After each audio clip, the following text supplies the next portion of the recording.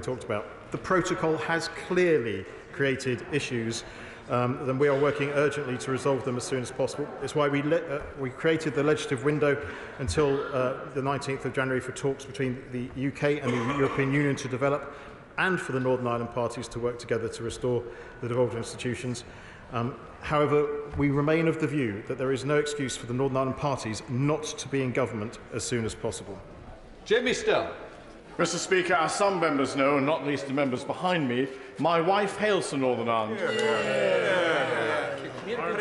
Mr Speaker, I thank him. Having had recent experience of A&E in Northern Ireland, it was evident to me that, notwithstanding the finest efforts of doctors and nurses, that the NHS there needs ministerial guidance, and for that reason we must all strive to see the executive restored. I thank the honourable gentleman for his question and his point, which is absolutely correct. Can I also thank those working in the health service in Northern Ireland for the services that they are providing at this time, because they are working extremely hard in trying conditions. But he's absolutely right. These issues are, and there are issues within the NHS in Northern Ireland, are best solved by ministerial guidance, by directly elected, locally elected decision makers who are working for them from the executive. Some a shy member, Jim Shull.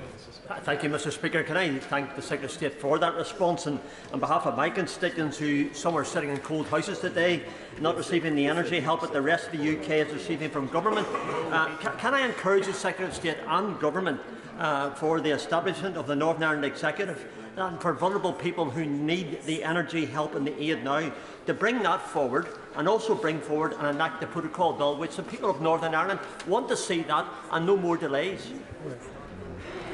I'm sure we will, based on the questions that are before us, talk a great deal about the protocol in this questions session. But just on the point he made about people sitting in cold homes in Northern Ireland at this point in time without the energy support they deserve. I mean, energy policy is a dissolved matter with the responsibility normally resting with the Northern Ireland Executive and Assembly, and these matters would have been best sorted and more quickly sorted had that been in operation now.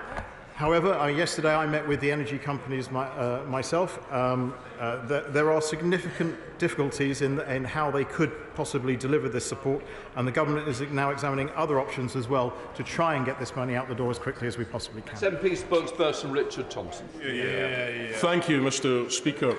Nurses across Northern Ireland, England and Wales are planning to take strike action tomorrow, a situation that's been averted in Scotland because of the active involvement of the Scottish Government in negotiating an acceptable pay deal.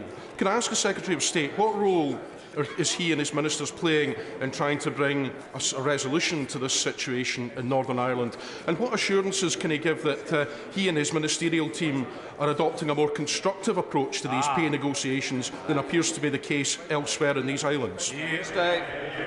I thank the honourable gentleman for his question. As he will know, we recently set the budget for Northern Ireland, because a budget had not been set at the beginning of this year, to make sure that the budget, the money could be spent.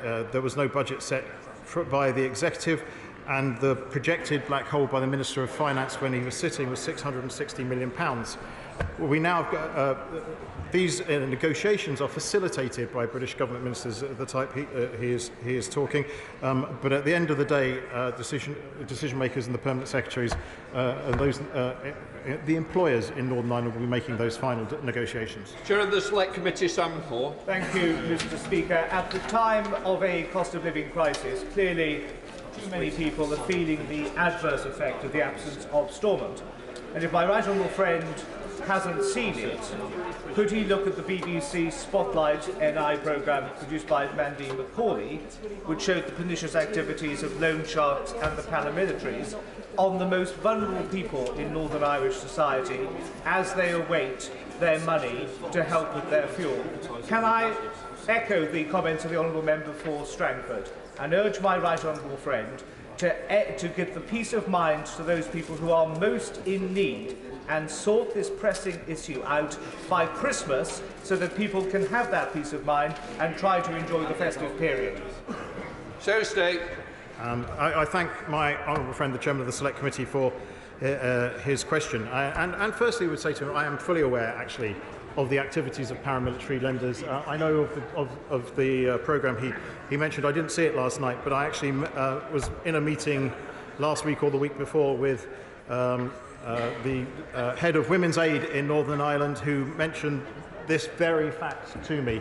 There have been dozens, if not more, meetings between various secretaries of state, Bays, myself, ministers of state, the energy companies, and a whole host of others to try and get this solved. I guarantee to you that the energy of the whole British government is concentrating on this one issue because we want to crack this nut in the time frame that he suggests, but it is way more difficult than it should be.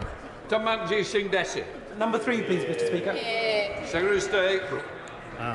Can I thank the honourable gentleman for his question? I have regular discussions with Northern Ireland political leaders and on Northern Ireland matters, including the protocol.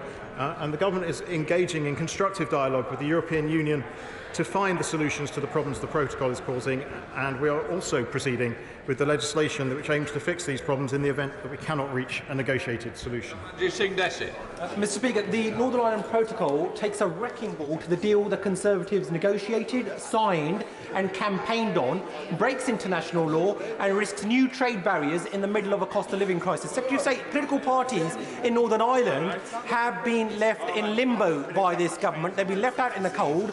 So given that it was a previous Conservative Prime Minister who negotiated the protocol, why has the current Prime Minister not even visited Northern Ireland yet and to see how it is working and how he is going to sort out this self-created government mess?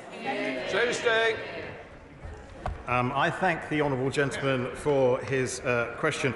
As I mentioned, I actually meet regularly with the Northern Ireland parties, and one of the issues that always comes up is the Northern Ireland Protocol. I believe actually it was negotiated in very good faith between the two parties. However, its practical application is demonstrating on a daily basis to people in Northern Ireland that it is not working, and it is not fully implemented by a long way yet, which is why the government is in talks with the European Union and indeed has its protocol bill running at the same time. Robertson. Mr Speaker, could the Secretary of State update us on those talks with the European Union, though? Are they still at the stage of discussing technical details, or are they actually discussing more substantial issues? Thursday.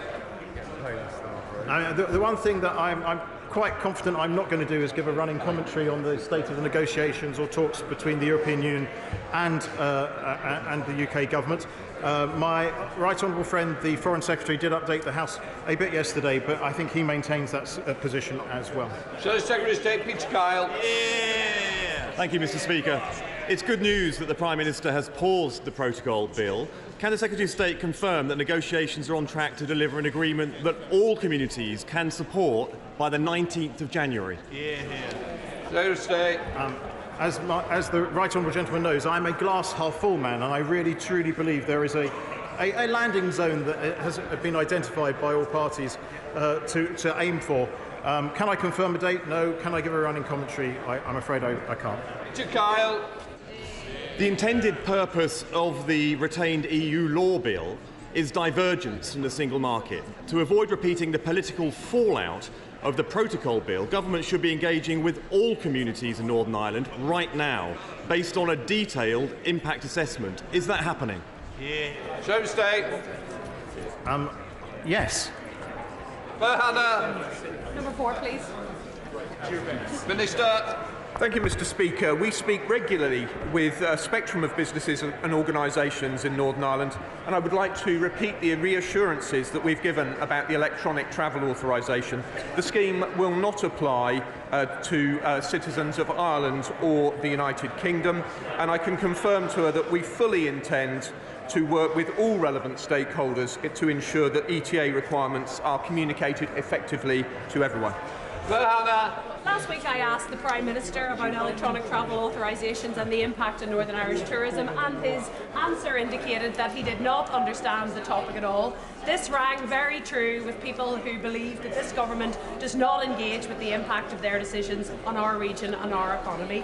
Will the Secretary of State please bring the Prime Minister up to speed and push to scrap this unworkable proposal, which tourism chiefs from across hotels and attractions of Northern Ireland have indicated would massively undermine our potential? Minister. Mr Speaker, we have been engaging with tourism at Northern Ireland. Home Office colleagues have begun that engagement, and of course we will engage widely with everybody who's interested in this issue. But I would have to say to her that there is evidence from other schemes in other countries that tourism will not be adversely affected. What we need to do is ensure that we communicate widely what the requirements will be to enter the UK. And I hope she will not mind me saying that, having listened carefully to stakeholders in Northern Ireland, we are going to be working constructively with the Irish Government to ensure that we are supporting people who have a legitimate reason to live in Ireland to get across the border as conveniently as possible. Thank you, Mr Speaker. The Minister will be aware that for decades we've cooperated and worked with the Republic of Ireland, particularly, for example, the Republic not joining Schengen to facilitate movement across the island of Ireland. So would he agree with me that it's perfectly possible to get the benefits of the ETIAS system in terms of security and ease of travel in terms of e-visas, whilst working with the Republic of Ireland's government to make sure appropriate provisions for people who are residents of the island of Ireland? Well, Mr Speaker, I agree with him, and I pay tribute to him as an outstanding former immigration minister. Of course, we will be respecting the common travel area. There will be no immigration controls on the border on the island of Ireland, and we will seek to ensure that this scheme works well. No Commissioner Minister Tony Antoniak. Thank you, Mr Speaker. Now, the Minister has just said that there will be no detrimental impact on the Northern Ireland tourism sector. This is despite 70% of overseas visitors to Northern Ireland arriving via Dublin, and the Chief Exec of Northern Ireland Tourism Alliance this morning saying she fears this new system puts around 25% of tourism business at risk. So what can the Minister tell the House the discussions he's been having in government to champion tourism in Northern Ireland and address this devastating impact of additional bureaucracy? Of course, Mr Speaker, we'll continue discussions with Tourism Northern Ireland, but as I said earlier, clear communication is what is needed here to make sure that people meet the requirements to enter the UK, and we will continue to work with tourism operators and with the Government of Ireland to make sure that communication takes place. But again, I have to tell her, evidence from elsewhere is that legitimate tourism is not likely to be heavily impacted by this scheme. But of course, all of us want to promote tourism in Northern Ireland and indeed more widely. James Sunderland. Question 6, please, Mr Speaker. With permission, Mr Speaker, I'll answer questions 6, 10 and 14 together. During the bill's second reading in the other place, the Government announced its intention to introduce amendments in a number of key areas. These proposed changes reflect what we've heard from the significant engagement that has taken place with victims and survivors and their representatives, as well as community leaders and other stakeholders. As the bill continues its passage, the Government will continue to engage constructively with all interested parties on their concerns and how they might be addressed. James Sunderland. Mr Speaker, thank you. Could the Secretary of State please confirm that the legacy bill will be tightened up before it returns to this place, notably in respect of making sure that protagonists do engage fully with the Truth and Reconciliation process, not assuming moral equivalence, and also the language of glorification? I thank my honourable friend for his question. I can give him those assurances of that type. This is why we proposed the changes as set out by my ministerial colleague at second reading in the other place, which includes sanctions for those that refuse to cooperate with or willfully mislead the information recovery process, and we'll continue to engage on these and other potential changes, and I can assure my honourable friend that we'll do this before it returns to this House. Sarah Atherton. Mr Speaker, my constituent Edward Vaughan-Jones's Robert Tupara died at Warren Point in 1979. Some 43 years later, the family's wounds have not healed due to repeated investigations and a lack of conclusion. So can my right honourable friend outline when Mr Vaughan-Jones will receive a conclusive report on what happened to his brother so we can finally have closure? Sarah State. Can I thank my honourable friend for... Merry Christmas. Can I thank my honourable friend for her question? And what she's identified in this very, very sad case is that the current mechanisms for addressing the past in Northern Ireland are providing positive outcomes for very, very few people, with many, including the Vaughan-Jones family, waiting decades for answers about what happened to their loved ones and not getting anything. The Bill's information recovery process will be supported by comprehensive investigative powers and full state disclosure, providing families with a fast route to as full an account as possible about what happened to their loved ones, as well as she mentioned the word closure, as far as that is possible, because that is what they deserve.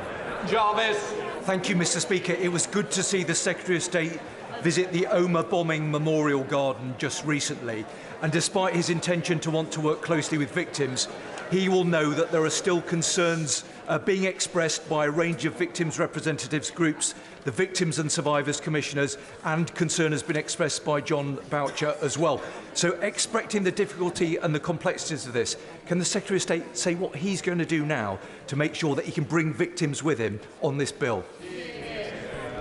Firstly, can I actually thank the honourable gentleman for his continued interest? This is my third question as a Northern Ireland Secretary of State. Each time he's asked on legacy, sensible, realistic questions. And I will deal with the question, but any time that he wants to have a briefing in the department to get clarity on some of these things in between time, he'd be more than welcome, because I know he cares a great deal about this particular subject. I can confirm we're continuing to talk to all sorts of groups and individuals. Government amendments have already been will be tabled in the other place, which will confirm that the independent commission will be established by legislation to conduct criminal investigations where it judges they're appropriate, ensure that individuals who knowingly or recklessly provide false information to the commission can be prosecuted and have their immunity revoked, and other such areas where we are trying to improve the bill in the way that he... Owen Thompson. Question 7. 7. Secretary. Thank you. Since being appointed with permission, Mr Speaker, I'd like to answer questions 7, 8 and 12 together. Since being appointed in October, I've met with a lot of representatives from European states, and my right honourable friend, the Minister of State, holds several good relationships with similar. Owen Thompson. So, Speaker, there will clearly be a range of views in the protocol going forward, and in any election to the Northern Irish Assembly, those views will need to be outlined clearly. We know this government doesn't respect mandates that it sees coming forward from devolved assemblies. So can the Secretary of State give an assurance that he will respect the mandates coming forward from any Northern Irish Assembly election? Secretary of State. I think there's one group of people who shouldn't lecture about not respecting democratic votes. However, this government, I believe, all parties in this place want to see the executive restored, the assembly restored, and should there be another election, that result respected, as the last result should be respected. John McNally. Thank you, Mr Speaker. The Prime Minister has put the Northern Ireland Protocol Bill on ice to allow time for a UK-EU deal to be struck. So can the Minister commit to the House a deal will be struck before April next year, and that this pro-Brexit dispute will not hamper Good Friday Agreement celebrations and the UK's international relations with America and the EU? Secretary of State. I think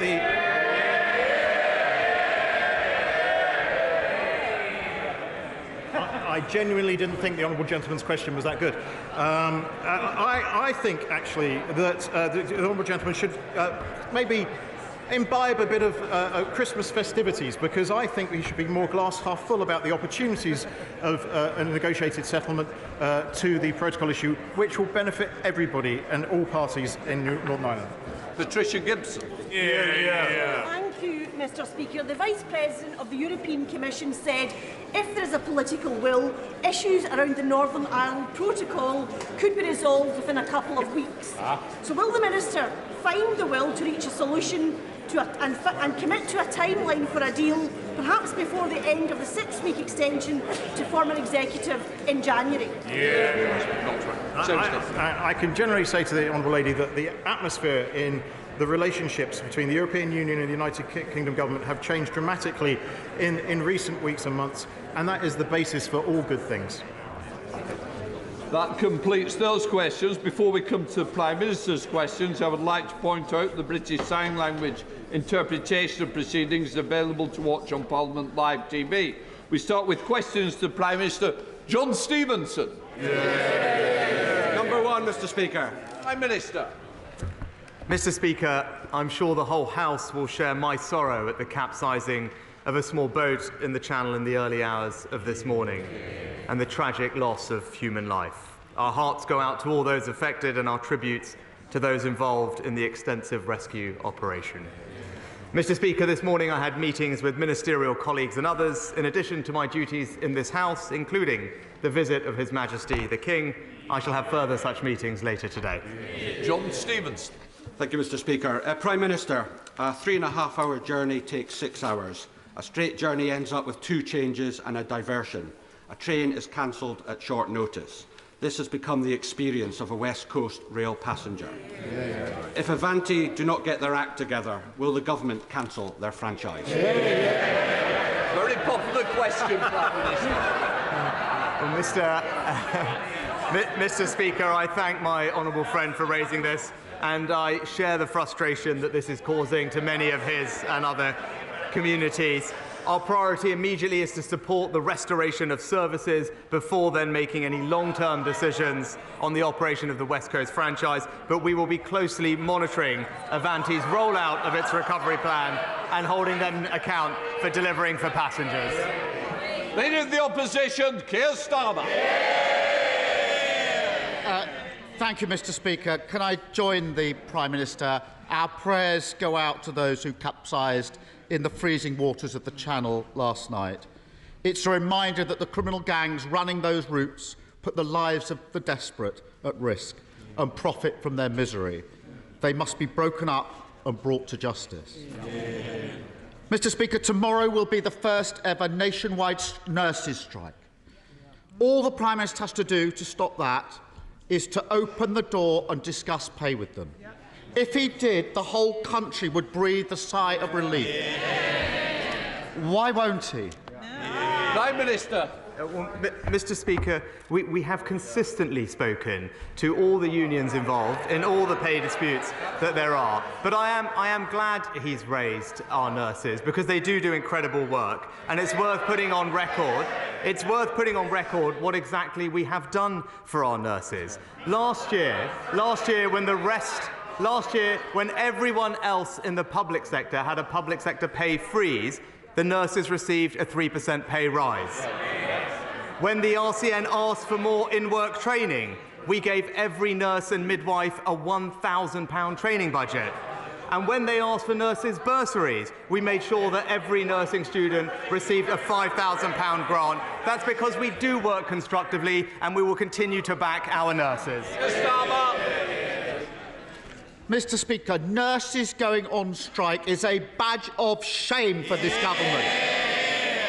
Instead of showing leadership, he's playing games with people's health. And there is a human cost. Alex from Chester has been waiting for a gallbladder operation for nearly 6 months. He's in so much pain, he's been off school since then. His operation has already been cancelled twice. His mum, who I spoke to this morning, is worried sick. When she heard that strikes could be called off, she was massively relieved. She's desperate for the Prime Minister to resolve this. All he needs to do is simply meet the nurses. Now, Alex's mum is listening to this. She doesn't want to hear him blaming everybody else. She doesn't want his usual ducking of the question. She's tuned in now because she wants him to explain what is he going to do to resolve the nursing strike. Well, Mr Speaker, it's not just Alex. There are millions of others across this country, Alex and Mark, millions of others who will have their healthcare disrupted because of the strike. Now, the honourable gentleman says to get round the table, but we all know what that means, Mr Speaker. That is just simply a political formula for avoiding taking a position on this issue. If he thinks the strikes are wrong, he should say so. If he thinks it's right, if he thinks it's right that pay demands of 19% are met, then he should say so. What's weak, Mr. Speaker, is he's not strong enough to stand up to the union.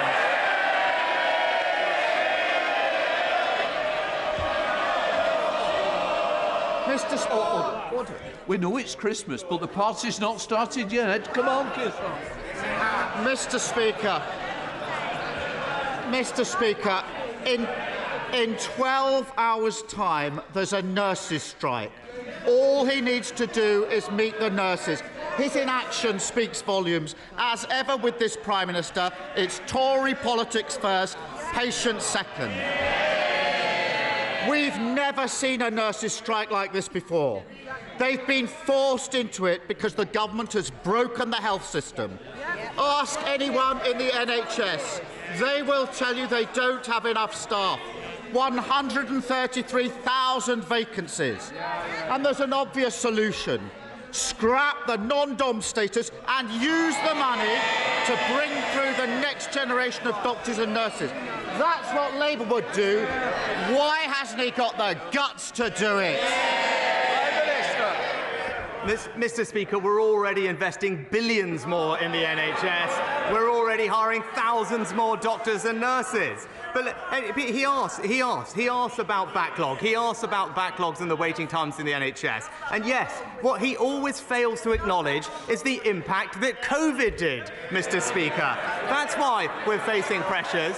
But we do have a plan. Not just more money, not just more doctors and nurses, new diagnostic centres carrying out millions of checks and scans, new surgical hubs delivering more elective surgery. But if we'd listened to him, Mr. Speaker, the backlog would still be growing, and that's because we'd still be in lockdown. As usual, Mr. Speaker, he tries to blame everyone else. His department commissioned a report into the NHS which reported on Monday. That report said we've had 10 years of managed decline. It was not COVID. Responsibility is sitting right there. And the reason he can't choose nurses over non-doms is because he's too weak to stand up to the tax avoiders. For 12 years, they haven't trained enough doctors and nurses. So we have the absurd situation of the NHS spending billions on agency workers to fill the gap. Why should the country have to put up with money that should be spent treating patients being wasted plugging gaps instead? Mr. Speaker, let me tell the honourable gentleman what we are doing. We are actually listening to the independent pay review bodies.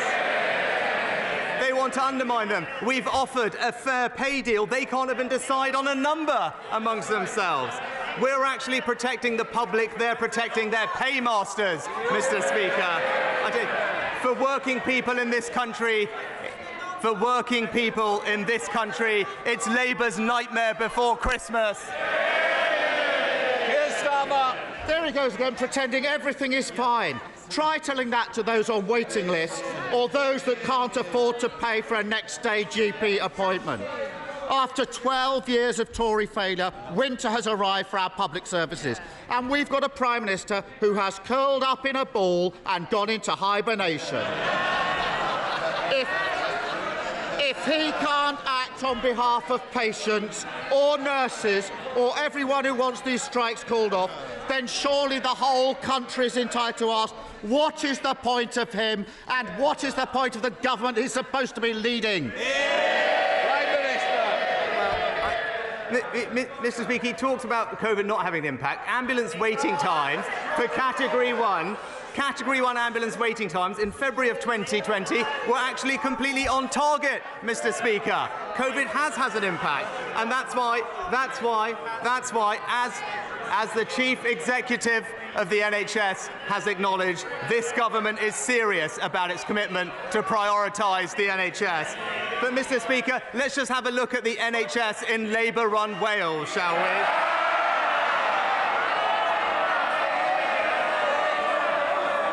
The worst A&E times in the country, Mr. Speaker.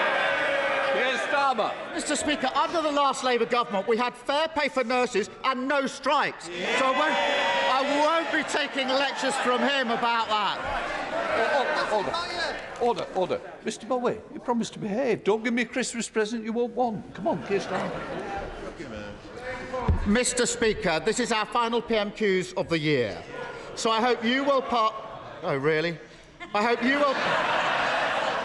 Mr Speaker, what I was going to say was I hope you will pass on all of our thanks, at least on this side, to all those who kept our House and our democracy working. Yeah. And I want to finish this year thinking about our friends in Ukraine. As a result of Putin's barbaric assault on their freedom, millions will spend Christmas in sub-zero temperatures without heating, electricity or hot water. Their suffering is unimaginable, but their bravery is awe-inspiring.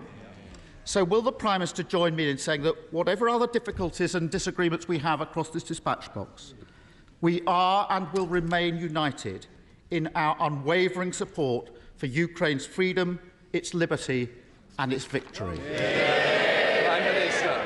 Well, Mr Speaker, can I join with the honourable gentleman in thanking and paying tribute to all the staff of the House for the fantastic work that they do to support all of us. And I appreciate his comments on Ukraine. It has been a point of incredible unity across this House and indeed the country, something that we can all be proud of in our country, that we have stood behind Ukraine at its hour of need. And as I said yesterday, this Christmas, many families will be laying an extra place at their Christmas table, and that speaks to the generosity and compassion of our nation, and long may that continue. Angela Richards. Thank you, Mr Speaker. The A3 connects London to Portsmouth through Guildford, and I was delighted to see the new Solent Freeport announced last week, which will increase traffic flows. As the A3 narrows through Guildford, it is sadly the most polluted road in the strategic road network. Short-term sticking plasters like putting up 9-metre-high air pollution barriers that will entrench divisions in Guildford is not acceptable to me or my constituents. Does my right honourable friend agree with me that it is time to think big, it is time to think long-term, and it is time to tunnel the A3 under Guildford? Prime Minister.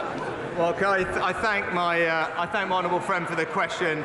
I know this is an issue that she has long championed. I am told that National Highways are developing a range of different possibilities and solutions for the A3 through Guildford, and I know the Department for Transport will consider the case as it plans its future infrastructure investments. SNP leader Stephen Flynn. I wish to join with the Prime Minister and the Leader of Opposition in extending my party's thoughts to all of those involved in the terrible tragedy in the Channel this morning.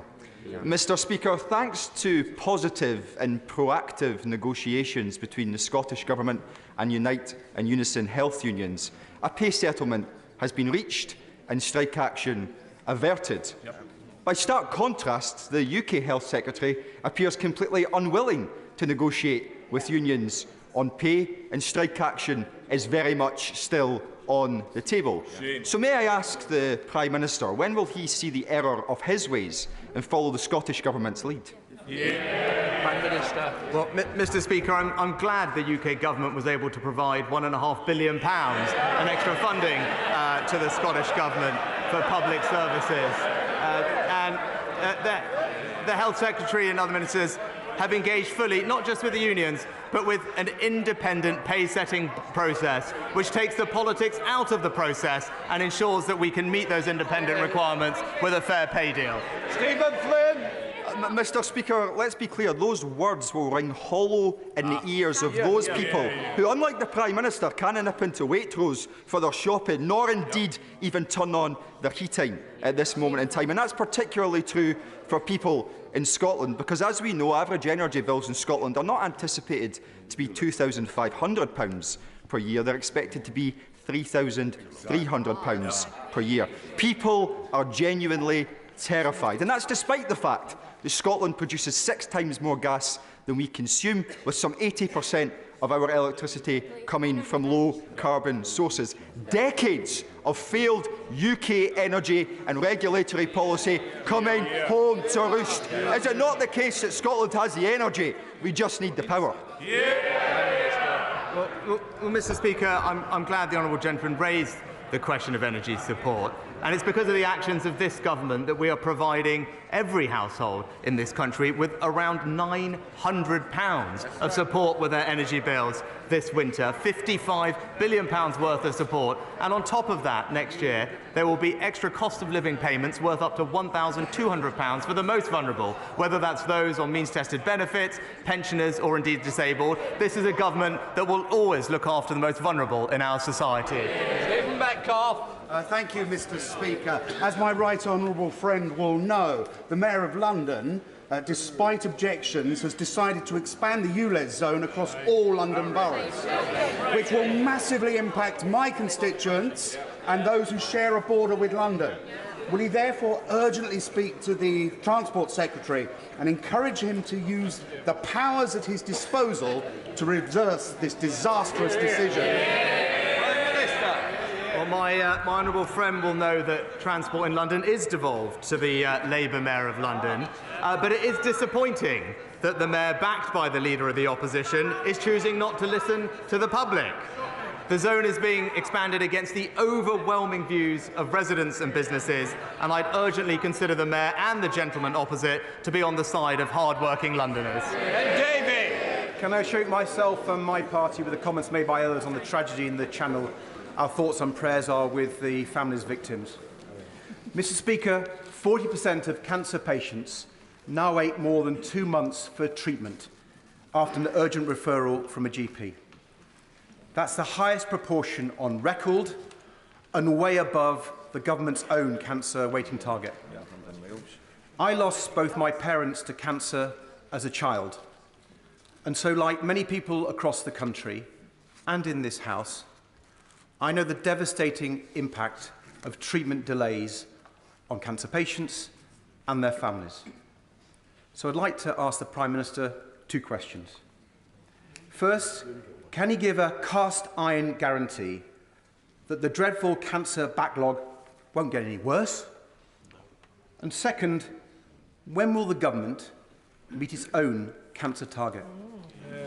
Prime Minister. Well, Mr Speaker, I'm very sorry to hear about the right honourable gentleman's parents. Indeed, I'm sure many of us across this House have our families have been tragically affected by what cancer does, and he's right to raise the importance of meeting our targets. And what I am able to tell him is we actually are experiencing very high numbers of cancer referrals following the pandemic. He'll be aware of that. But thanks to the brilliant work of our NHS staff, cancer treatment rates in the most recent month for which we have data are now back at pre-pandemic levels, with a plan for them to increase further. And recently the NHS also announced plans to fast-track patients direct to cancer tests rather than have to wait for specialist consultation first. These measures will make a difference, and I look forward to updating on them in the new year. Mary Robinson. Thank you, Mr Speaker. With the closure of the last bank in Cheadle, yet another of my local communities has been left totally bereft of a high street banking service. So I was pleased when I heard the announcement that Cheadle was to get a banking hub. Unfortunately, my delight was short-lived. When on closer inspection I saw that it was Cheadle, Staffordshire. Whilst I remain pleased for the other Cheadle, would my right honourable friend agree with me that my constituents also need access to cash and banking facilities to protect businesses and support our high street? And will he support our local calls for post office banking hubs? Prime Minister. My honourable friend is a fantastic champion for Cheadle in Greater Manchester. She will know that the Financial Services and Markets Bill will establish a legislative framework for protecting access to cash, and alongside this, firms are already working to provide shared services, as she mentioned, like bank hubs. But what I would encourage my honourable friend to do is to contact Link, which can undertake an independent assessment of a community's cash access needs and determine if shared facilities are appropriate. David Hamilton. Mr Speaker, my constituent Sharon has an 11-year-old daughter who suffers from eating disorders and severe anorexia. She was forced to spend a year in hospital in Sheffield, 40 miles away, because there were no beds in Leeds for children with those eating disorders. This, Mr Speaker, is completely unacceptable. So will the Prime Minister now commit to ensuring that NHS mental health provision for young people is dramatically improved, so that no other family has to ever again endure similar trauma? Minister. Well, first of all, can I say to Sharon and her family, I'm sorry about what she's experienced. The honourable gentleman makes an excellent point. Mental health funding, as he knows, is increasing, so we ensure parity of service. He's also right to raise the issue of eating disorders. It's something that provision is currently expanding for. I think 2,000 more children were given the treatment and advice and support they needed last year, and there are plans to go further because it's an issue that needs tackling. Jason McCullough. Thank you, Mr Speaker.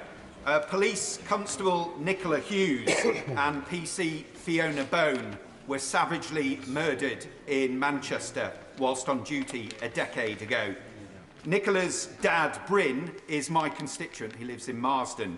He was in Parliament again last week, continuing his campaign for emergency service workers and police officers who die whilst on duty to be awarded the Elizabeth Medal posthumously. Does my right honourable friend agree with me and Bryn that now is the time to commemorate and honour our brave police officers and emergency service workers who make the ultimate sacrifice by awarding posthumously the Elizabeth Medal? Prime Minister.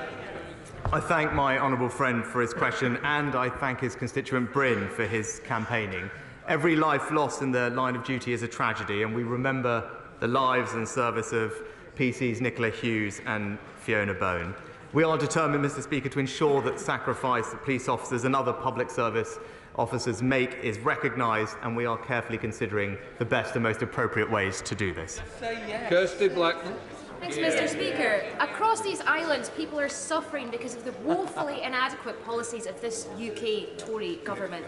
They've crashed the economy, left millions in fear of the cold this winter, and are stoking division over striking workers rather than negotiating fair pay deals. Why is it that the only people that can rely on this Prime Minister are questionable PPE suppliers in the House of Lords, bankers and former Prime Ministers getting taxpayer-funded handouts to defend their partying through COVID? Mr Speaker, the only people stoking division in our United Kingdom are the party opposite. A close question, Michael Fabricant. Question 12, sir. Prime Minister. Mr Speaker, our priorities are growth, investing in public services and giving businesses the confidence they need to invest. I look forward to discussing this with the Mayor of the West Midlands. Michael Fabricant.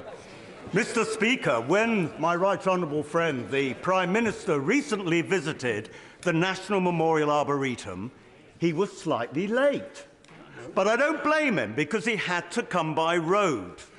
Now, my friend, the Mayor of the West Midlands, is supporting an extension of the cross-city line from Birmingham using an existing freight line to make it into a rail service to the National Memorial Arboretum and beyond. So, may I ask my right honourable friend, will he revisit the National Memorial Arboretum again, see the Armed Forces Memorial, and also come to Lichfield and see why we need a leisure centre?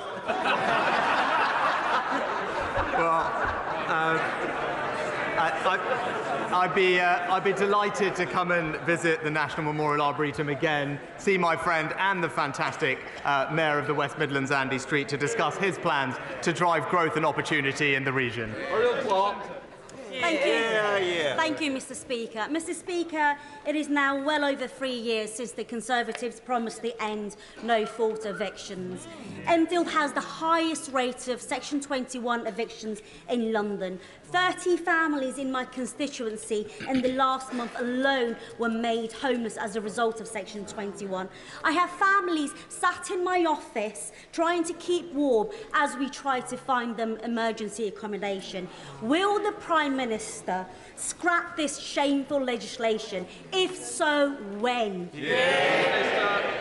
Well, Mr Speaker, the Honourable Lady will know that we have announced plans to do that and we await parliamentary time. But it's not the only thing we are doing to protect renters, Mr Speaker. We have passed legislation already to protect tenants from rip-off fees, and we've capped holding deposits because we want to make sure that renters do have the protections that they require and they have their decent homes to rent. Holly Latham. Thank you, Mr. Speaker. Small modular reactors are a hugely important part of our future energy mix.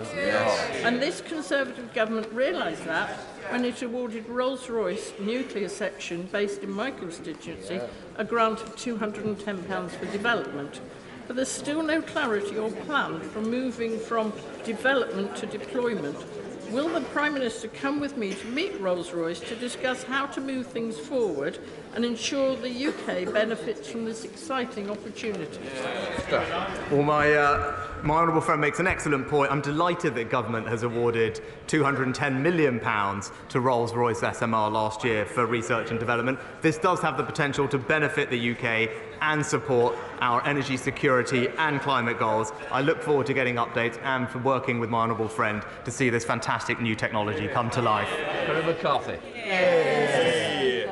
When my constituent who has dementia was taken ill recently, it took 3 hours for an ambulance to arrive. He then spent 10 hours in the back of an ambulance outside A&E, queuing to get in. And the doctor said to him, "I'm so sorry, we're treating you out of the back of a truck." But as we've heard, the King's Fund has said that the government has presided over a decade of neglect of managed decline in the NHS. So isn't it the Prime Minister, not that doctor, who should be apologising?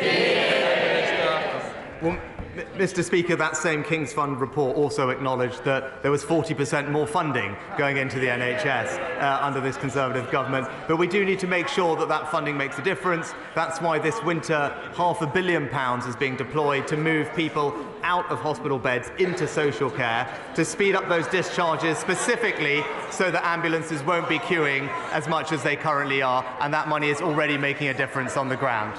Sakib Bhatti. Thank you, Mr. Speaker. The community in Kingshurst, which I represent, has suffered an unimaginable tragedy earlier this week when 4 children fell through the ice at Babsonville Lake. Sadly, 3 of the children did not survive, and one, a 6-year-old, is fighting for his life. They and their families are all in my thoughts and prayers.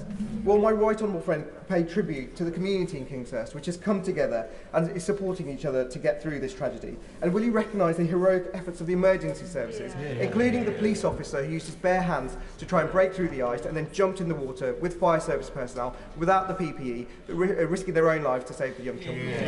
Prime Minister.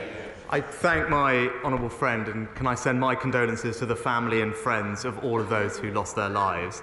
I also join him in paying tribute to our emergency services for, as he said, their incredibly selfless actions.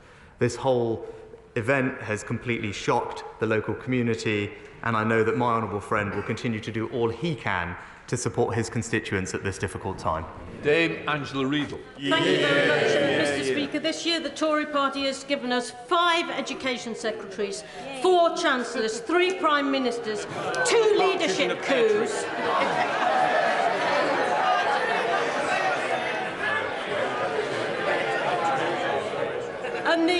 And Mr. Speaker, the Partridges had to sell the pear tree to pay the gas.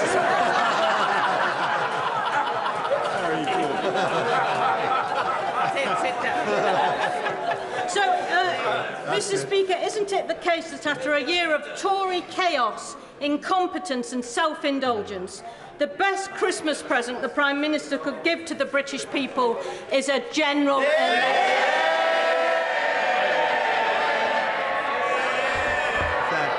Mr. Speaker, Mr. Speaker, they're happier with that than before, Mr. Speaker. But all I'd say, when it comes to what the British people need this Christmas, Mr. Speaker, in order to ease the disruption on their lives, the best thing that the party opposite could do is tell their union bosses to call off these damaging strikes.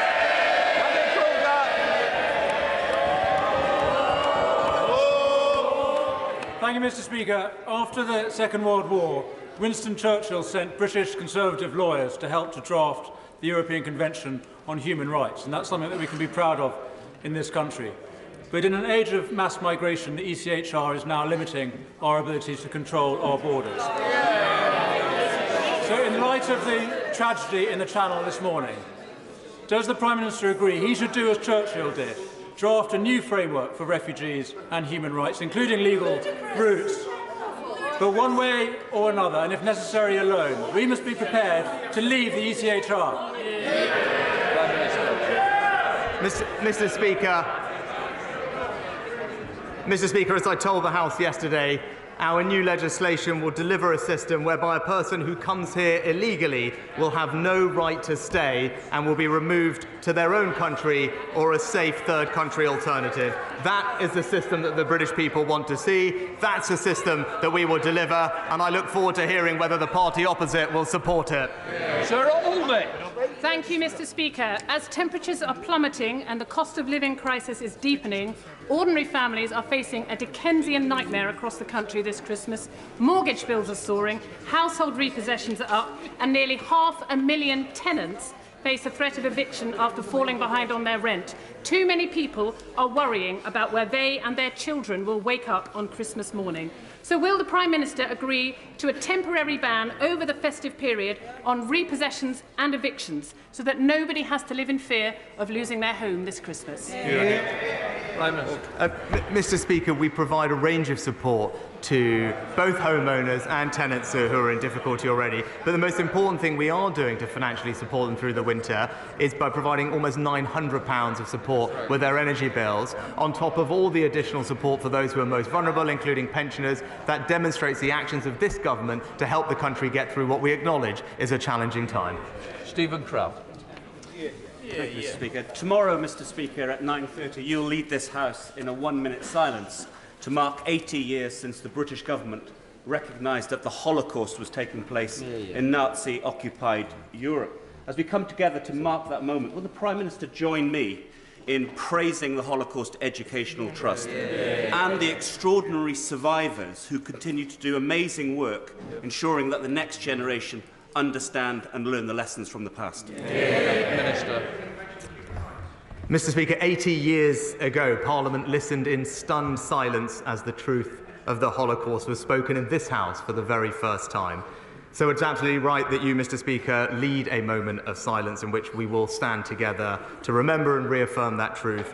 I join my honourable friend in paying tribute to the work of the Holocaust Educational Trust, and it could not be more fitting that Britain's Holocaust Memorial and Learning Centre should be built right next door to here to Parliament. We must never forget the Holocaust, and we must stamp out anti-Semitism and prejudice in all its forms, wherever we find it. Chris Evans. Thank you, Mr. Speaker.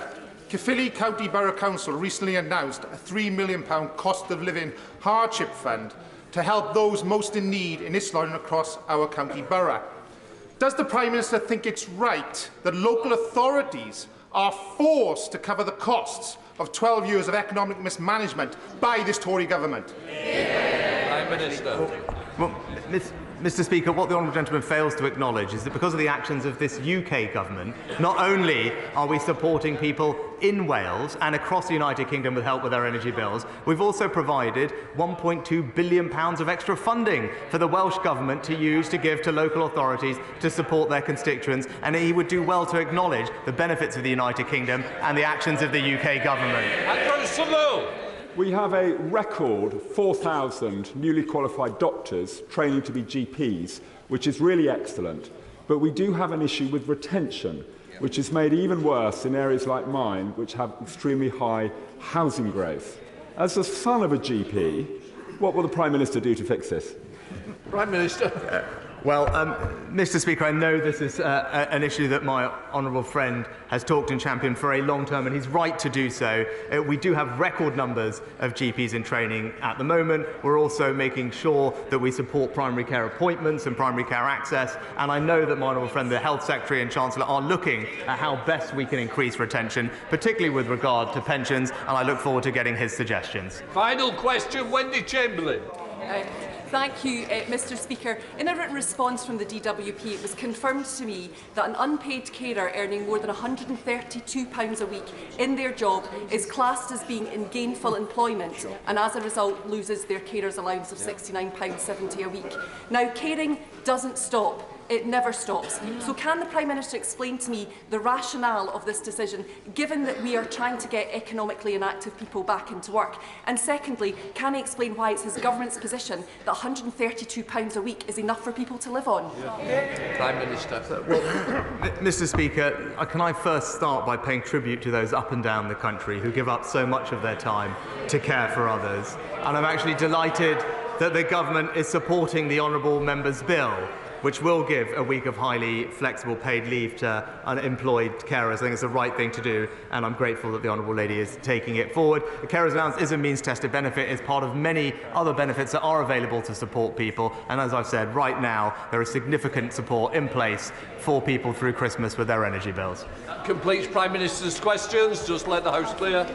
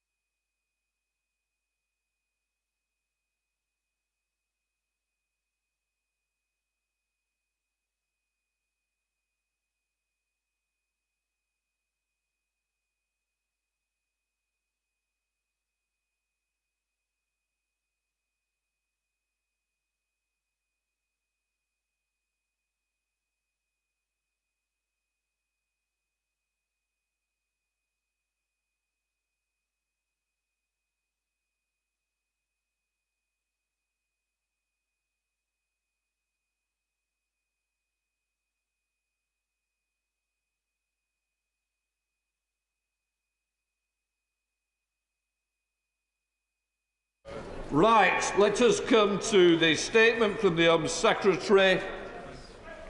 Shona Braverman, Home Secretary. With permission, Mr Speaker, I would like to make a statement about an incident in the Channel this morning. This is an ongoing search and rescue incident, but I can confirm that at the time of making this statement, tragically, there have been 4 fatalities. It would be inappropriate, Mr Speaker, for me to go into further detail at this time. There is a multi-agency response to this terrible tragedy. His Majesty's Coast Guard, the RNLI, South East Coast Ambulance, the Ministry of Defence, Police and Border Force, together with French vessels and commercial fishing vessels and contractors at Western Jetfall have responded. This morning, Mr Speaker, I have spoken to Border Force officials based at Dover, Manston, and involved in the search and rescue effort. I've also spoken to my French counterpart, the Interior Minister, Gérald Darmanin. A full statement will be provided to the House in due course once the facts have been fully established and the necessary investigative work completed. I know that everyone in this House and across the country will join me in expressing our profound sadness and deepest sympathies for everyone affected by this terrible event. I know that they will also join me in offering our profound gratitude to those working on the search and rescue operation. That very much includes those who are responding to the incident. Commander Dan O'Mahony and his team are working tirelessly with military colleagues and other partners, day in and day out, to try to prevent this type of tragedy. They are undertaking immensely difficult work, and we should all be extremely grateful to them. Mr Speaker, these are the days that we dread. Crossing the Channel in unseaworthy vessels is a lethally dangerous endeavour. It is for this reason, above all, that we are working so hard to destroy the business model of the people smugglers, evil, organised criminals who treat human beings as cargo. As the Prime Minister told the House only yesterday, it is not cruel or unkind to want to break the stranglehold of the criminal gangs who trade in human misery and who exploit our system and our laws. He was right. This morning's tragedy, like the loss of 27 people on 1 November day last year, is the most sobering reminder possible of why we have to end these crossings. We recently agreed the largest ever small boats deal with France, with more boots on the ground patrolling their beaches, UK and French officers working together in both countries. The Calais group of Northern European nations works to disrupt trafficking and smuggling all along the migration route and has set an ambition for a UK-EU-wide agreement on migration. And since 2015, we have welcomed 450,000 people here from all across the world via safe and legal routes, making these dangerous crossings totally unnecessary. But it was evident that we had to go much further, which is why the Prime Minister announced a new package yesterday. It includes a new, permanent, unified, small boats operational command, bringing together the military, civilian capabilities, and the National Crime Agency. It will coordinate intelligence, interception, processing, and enforcement using advanced technology, including drones. We are adding more than 700 new staff and doubling the funding for the NCA to tackle organised immigration crime in Europe. The Prime Minister announced yesterday a new agreement with Albania. For the first time, Border Force officers will be embedded in Tirana Airport, helping to disrupt organised crime groups and people smugglers, risking people's lives unnecessarily.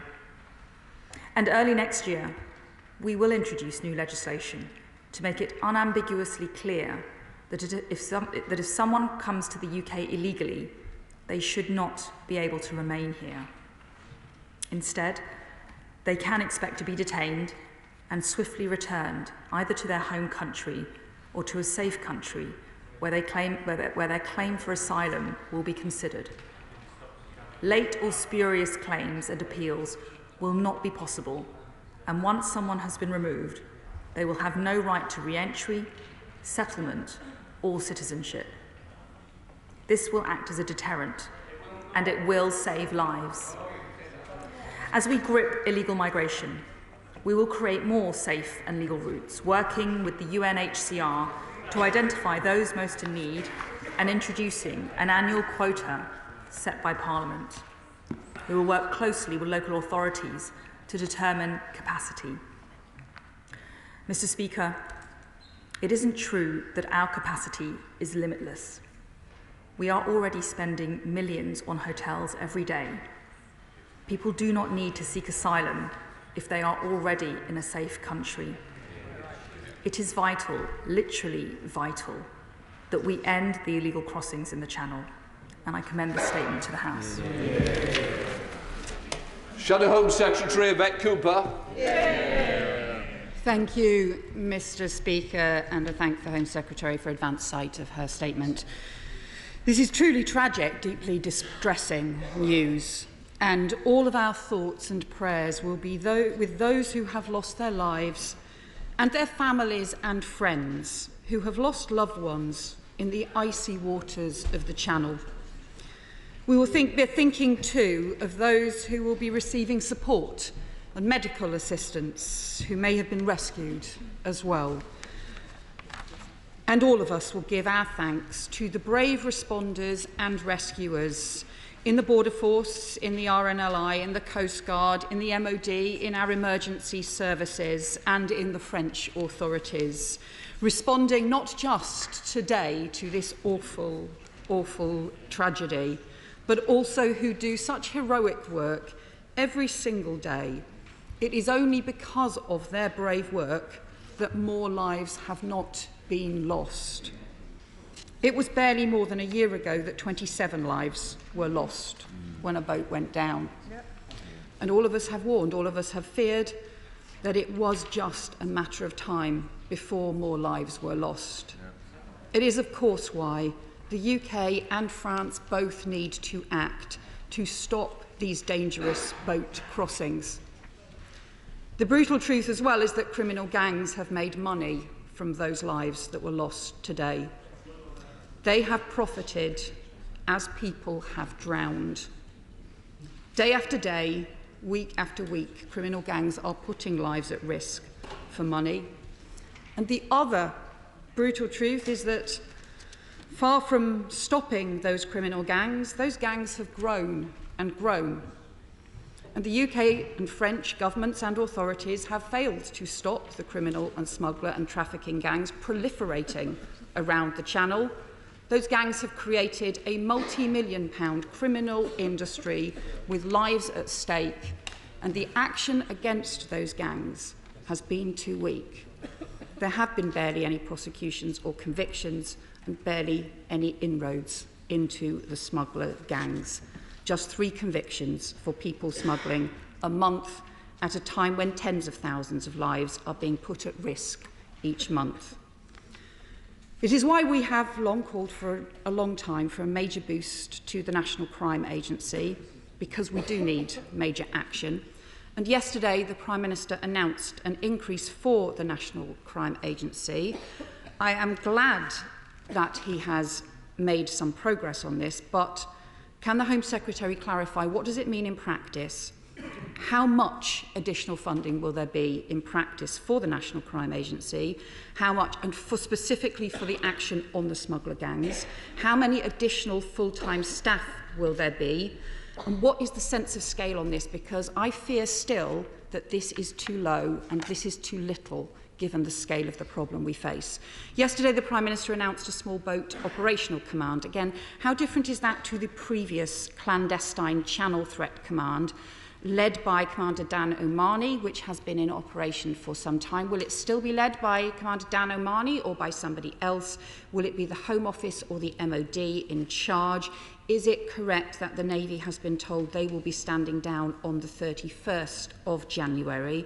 Can she update us too on the French patrols and surveillance? Has the 40% promised increase in patrols started yet, and when will it? Was this boat picked up as a result of increased surveillance? If it wasn't, what was the reason for that? The Home Secretary has also referred to safe legal routes. She was pressed at the Select Committee on a lack of safe legal routes for children trying to unite with family in the UK. When will she be taking action to address that, to prevent children seeking to rejoin family in the UK, making desperate journeys? And she referred to the Prime Minister's statement yesterday. Can she clarify? We have also called for the fast track for safe countries and for the backlog to be cleared. The Prime Minister said he had set a personal target of 117,000 cases to be cleared by the end of next year. Number 10 later said that target was 92,000. Could she again confirm which of those it is? The responsibility for the lives that have been lost in the Channel lies with the criminal gangs. They need to be caught, they need to be prosecuted, they need to be jailed for the loss of life in the cold sea, and we need comprehensive action. We gathered in this House just over a year ago to lament the loss of 27 lives. None of us want to do so again. None of us want to be here again. That's where we need action before more lives are lost in peril on the sea. Thank you, Mr. Speaker. Well, today is a day to demonstrate our sympathy for the victims and the families of this deadly and tragic incident. It is a day to express gratitude to our hard-working emergency services, border force and search and rescue and MOD colleagues who at this moment are conducting an operation in the Channel in very difficult and challenging circumstances. The Honourable Laney mentions a few points, and I want to respond to some of those in detail. The Small Boats Operational Command is going to be a new operational command that the Prime Minister announced yesterday as part of our plan to go further on the action that we will take to stop the boats crossing the Channel. This means that we are setting up a new HQ, the Small Boats Operational Command in Border Force, to bring our channel and processing operation under a single Home Office command with military support for specialist planning and operational advice. As part of this, we will bring in new air and maritime capabilities, including new drones, land-based radar, fixed-wing aircraft, and more. And we will be more than doubling our current permanent staffing levels, with 100 new staff at HQ and over 600 new operational staff based at Dover. That's a sign that we are strengthening our resolve, we are strengthening our will, and we are strengthening our efforts to do whatever it takes, as the Prime Minister has pledged, to stop the boats crossing the Channel. It will improve our intelligence and information sharing with the French. It will improve and build on the cooperation that we have with partners in France. The deal that we signed last month with colleagues in France is a big step forward in our cross-channel cooperation, for we share a common challenge. And that new arrangement will see more dangerous and unnecessary crossings being prevented. Last year, our joint efforts prevented over 23,000 unnecessary journeys. To date, this year, that number is 31,000. That in itself is insufficient, but it's a step in the right direction, and the agreement that we have struck afresh with the French will go further to enhance our joint working. She mentions safe and legal routes. Since 2015, we have made it possible for 450,000 people to come here via safe and legal routes. That's a record of which I am immensely proud. Those are people who have come from countries like Ukraine, from Syria, from Afghanistan. They're people who have come from all over the world, directly from places of danger, including via the UK resettlement scheme, where people have been selected by the UN refugee agencies from countries including Ethiopia, Iraq, Sudan, Eritrea, Somalia, South Sudan, and Yemen. And so we will extend safe and legal routes once we have dealt with the appalling people smuggling gangs risking people's lives, as we have seen this morning. And lastly, she talks about our track record on this issue. This government won't stop until we have seen progress, until people understand that taking this lethal journey is not safe, it is not lawful, and it will not lead them to a better life in the United Kingdom. Our capacity, that there are millions of people around the world who are fleeing conflict and poverty and who seek a better life elsewhere. Our capacity in this country is not infinite. We cannot accept everybody who wishes to come to this country. That is a reality of the world, and it's a reality of life. The other party would suggest otherwise. I hope that she will join us in our strengthened resolve to stop this problem by supporting our measures and supporting our legislation next year. Tim Lawson. Thank you, Mr Speaker. I echo the sympathies of the Home Secretary and the tributes to the rescue services, and frankly it is a miracle that no lives have been lost in British territorial waters before now, and that's a tribute to the professionalism of Border Force, of the RNLI and Coast Guard and others, and being no doubt the blood is on the hands of the criminal gangs responsible for this tragedy.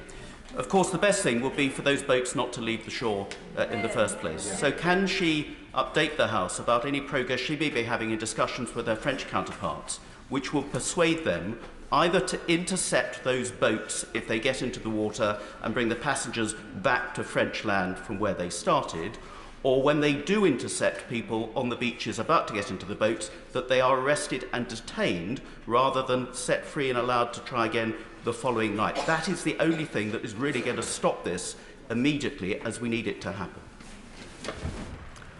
Well, my right honourable friend is right, and I'm very proud of the new agreement that we have struck with our French colleagues in this regard, and already there has been progress. In the last few weeks, there have been initial deployments of embedded officers under the deal, with the first full deployments before Christmas. The joint headquarters function is up and running with regular operational planning meetings between the UK and French law enforcement and intelligence agencies, and we are working together with French partners to achieve the Calais Group agreements that we struck last week to deepen our intelligence cooperation with near neighbours. Alison Thewlis.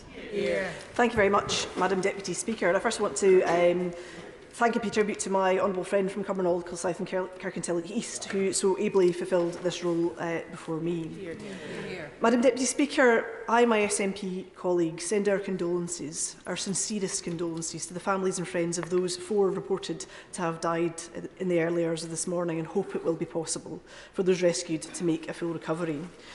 And we give thanks to all involved in rescue efforts in such perishingly cold conditions and those still out searching in the Channel. Madam Deputy Speaker, we want to end these crossings. Everybody does. But the reality is, and as it has always been, that while safe and legal routes do not exist, and while people wait years for applications for family reunion, desperate people will continue to take life-threatening journeys because they feel they have no choice. The Nationality and Borders Act, despite the rhetoric, has not proven to be the deterrent the Home Secretary expected. So will she finally recognise that safe and legal routes are essential to allow people to get here safely, and that they should be expanded now beyond the limited Afghan, Syrian, Hong Kong and Ukraine routes, not at some vague point in the future? If the Home Secretary truly wants to break the lucrative model of organised crime behind this, she should bring in Dubs and Dublin-style routes and allow people to apply from abroad and get on a plane rather than forcing people to get in a flimsy dinghy in the depths of winter. It's cruelty, Madam Deputy Speaker, to ignore the reality and dangerous to keep repeating the same mistakes. People are paying not only with money but with their lives. So will she listen to the evidence and instead of just talking tough, act to bring in safe and legal routes for everybody now? Because sympathy is one thing, Madam Deputy Speaker, effective action is another. Hear, hear. Hear. As I said, I'm incredibly proud of this country's generosity and, in fact, this government's track record on extending the hand of friendship to actually over 300,000 people this year alone who have fled persecution, conflict, and who've come through humanitarian routes to find shelter and safety in the United Kingdom. I strongly dispute her suggestion that somehow our system is inadequate. But nonetheless, that's why the Prime Minister has nonetheless committed to go further, ensure that there is a legitimised, capped, quotarised system of safe and legal routes going forward, which will be part of our measures after we've tackled the issue of illegal migration. Sir Roger Gale. Deputy Speaker, can I add to that already expressed my own appreciation for the work of those who were engaged in the rescue operation under appalling conditions last night, and also to the East Kent hospitals that have been treating the survivors, some of whom are still fighting for their lives and some of whom, I understand, are women and children. Madam Deputy Speaker, the House on both sides has rightly condemned those who are responsible in peddling the floating death that is the cross-channel traffic. Could my right honourable friend tell the House how many people, following the efforts of the Calais Group and the United Kingdom government, have been arrested and brought to trial?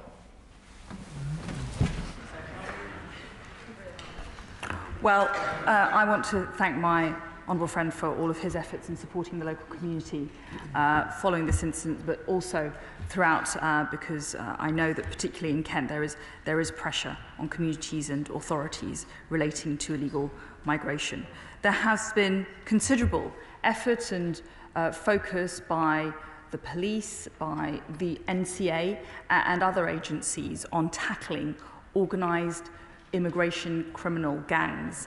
So far this year, 55 organised crime groups have been arrested, and there have been over 500 arrests. And I know that having met with the NCA, having accompanied them a few months ago on a dawn raid to arrest a suspected people smuggler, that this work is extensive, it is coherent, and it's set to increase following the Prime Minister's announcement yesterday. Dame Diana Johnson. Madam Deputy Speaker, on behalf of the Home Affairs Select Committee, can I express our sincere condolences to all those families who've lost lives? Can I also pay tribute to the emergency services who are operating in such appalling conditions and carry on doing so today? And also highlight the work of the RNLI and the fishing boats that came to the rescue of the dinghy as well. And many of us on the committee have met Border Force officials, immigration officers and contractors who work at Western Jetfoil and at Manston, and we know how distressing these events must be to those people at those places.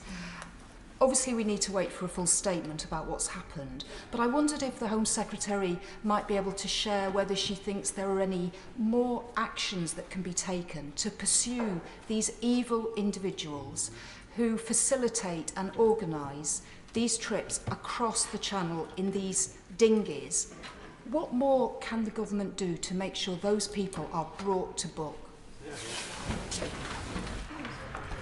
Well, what more we can do forms part of the plan that the Prime Minister announced yesterday, focusing on the operational command and our resources at Dover and working with the French. We want to investigate 100% of the small boats and we want to arrest all of the pilots that we can identify.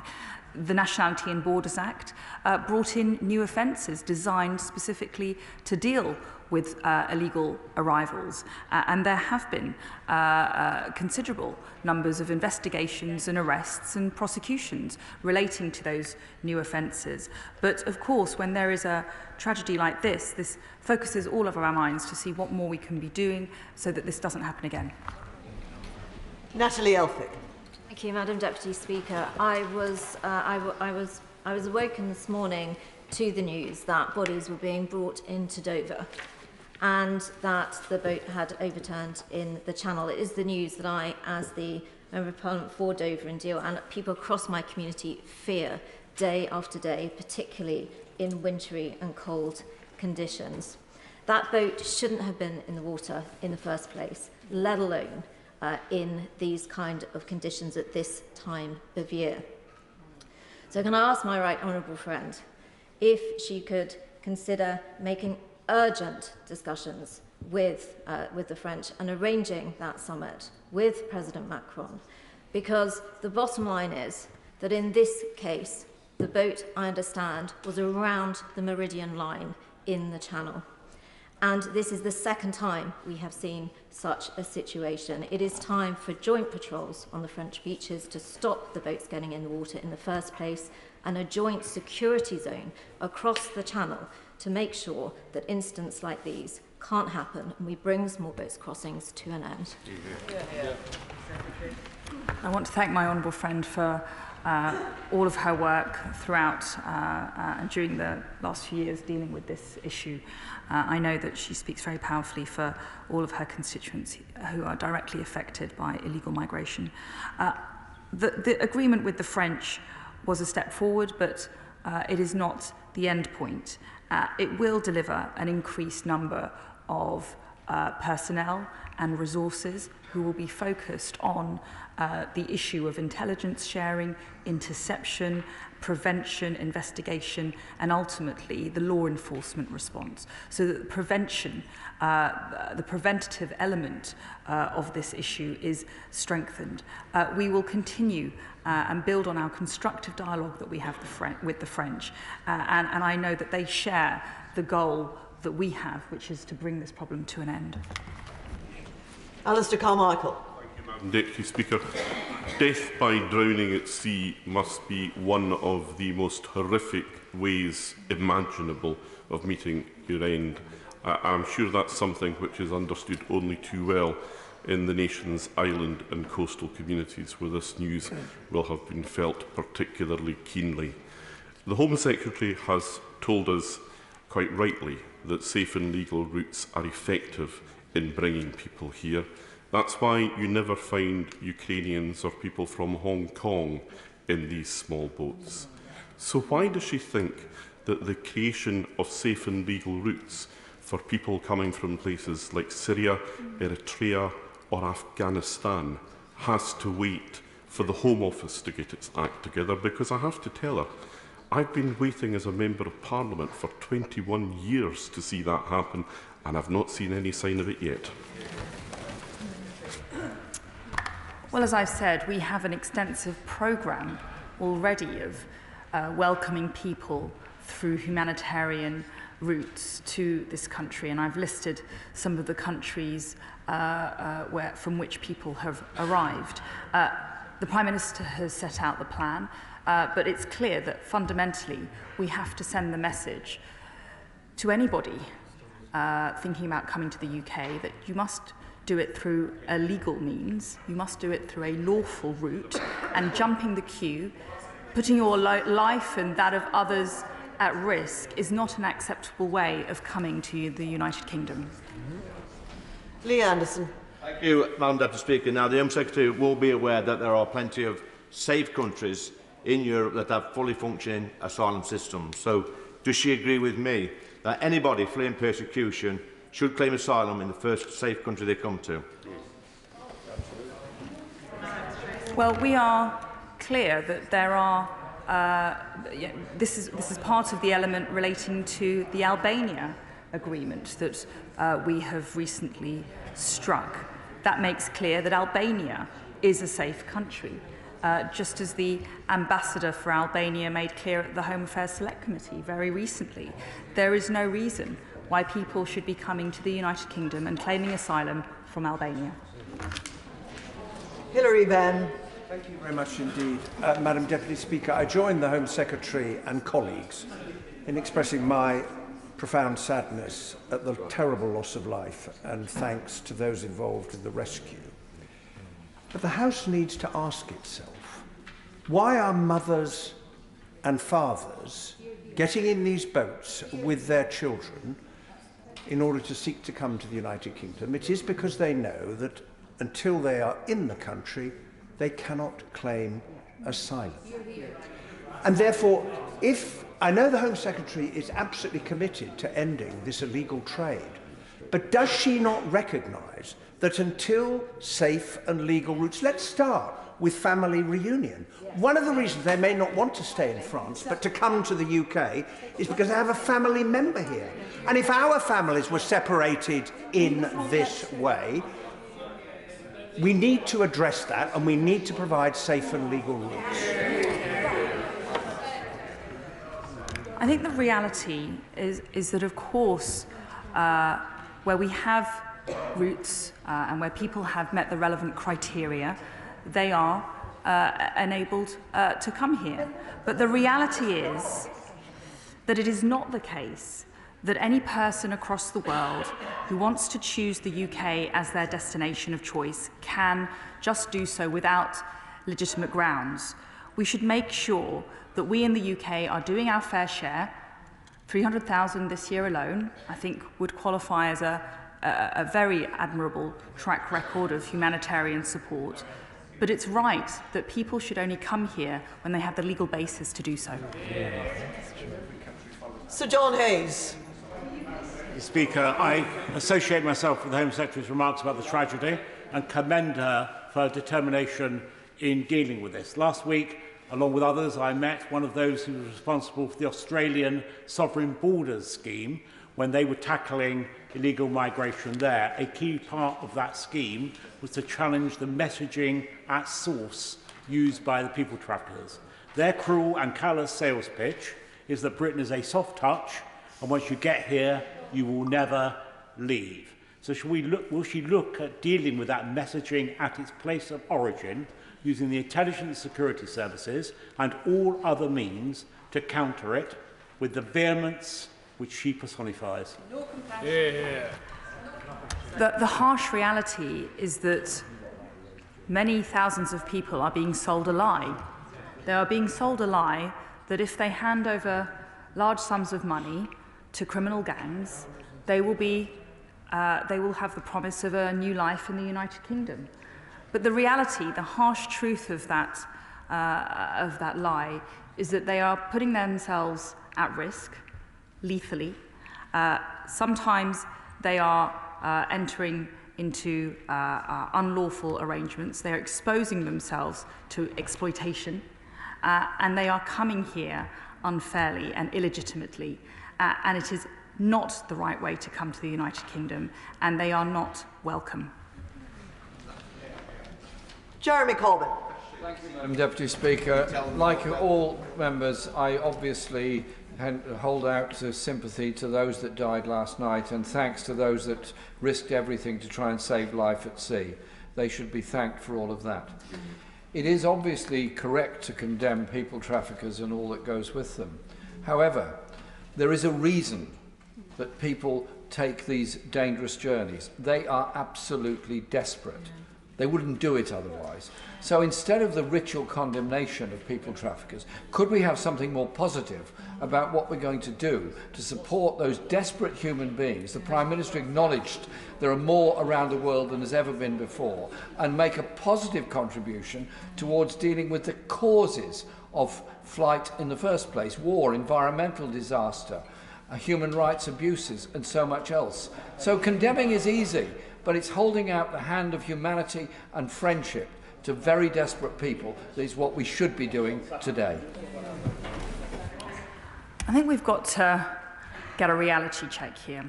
And the reality is that not everybody getting on a small boat, an unseaworthy vessel, paying thousands of pounds to criminal gangs is a refugee. Not everyone coming here illegally is coming here from humanitarian grounds.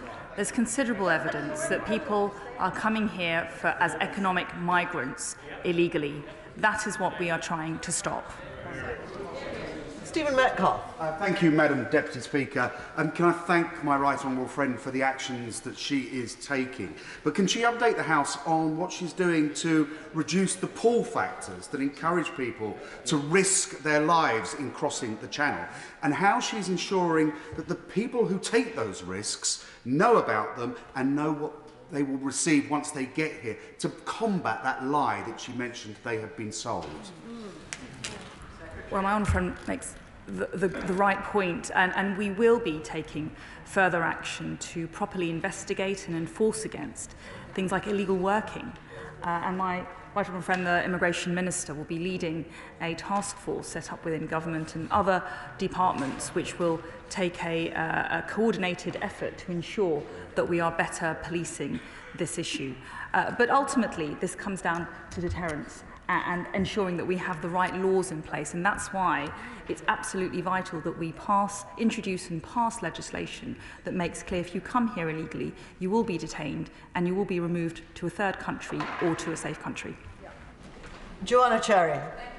Deputy Speaker, on behalf of the Joint Committee on Human Rights, can I extend condolences to the families and friends of those who've died, and also pay tribute to the brave emergency services and rescuers. Madam Deputy Speaker, nobody in this House wants to encourage organised crime or people smugglers. But 2 years ago, a Home Office report suggested that deterrent policies are ineffective. But notwithstanding that, yesterday the Prime Minister announced a legislative package and refused to confirm that he wouldn't derogate from the European Convention on Human Rights if he felt it was necessary in order to enforce that legislation, not against people smugglers, not against organised crime, but against asylum seekers. Now, at the Tory Party conference, the Home Secretary was reported as saying that it was her position that ultimately the United Kingdom does need to leave the European Convention on Human Rights. What I want to ask her today is this: is that still her position? Well, the Honourable Lady talks about deterrence, and I disagree with her respectfully. I am incredibly convinced that deterrence must be a necessary element of our plan to fix this problem. And if you look at other countries around the world, like Australia, who had made huge progress in dealing with a very similar challenge, it was a deterrent element of removal that actually was integral to reducing the number of illegal arrivals. And that's why I'm a big supporter of the Rwanda scheme. I think that's an important element of our plan to fix the problem. And I would gently urge her to support our legislation, as I said, which will make clear that if you arrive here illegally, you will be detained and you will be removed. Craig McKinley. Mr Speaker, we all feel very deeply for those lives tragically lost wastelessly overnight, which makes the measures announced by the Prime Minister yesterday to break this evil trade of people smuggling even more relevant today than it did yesterday.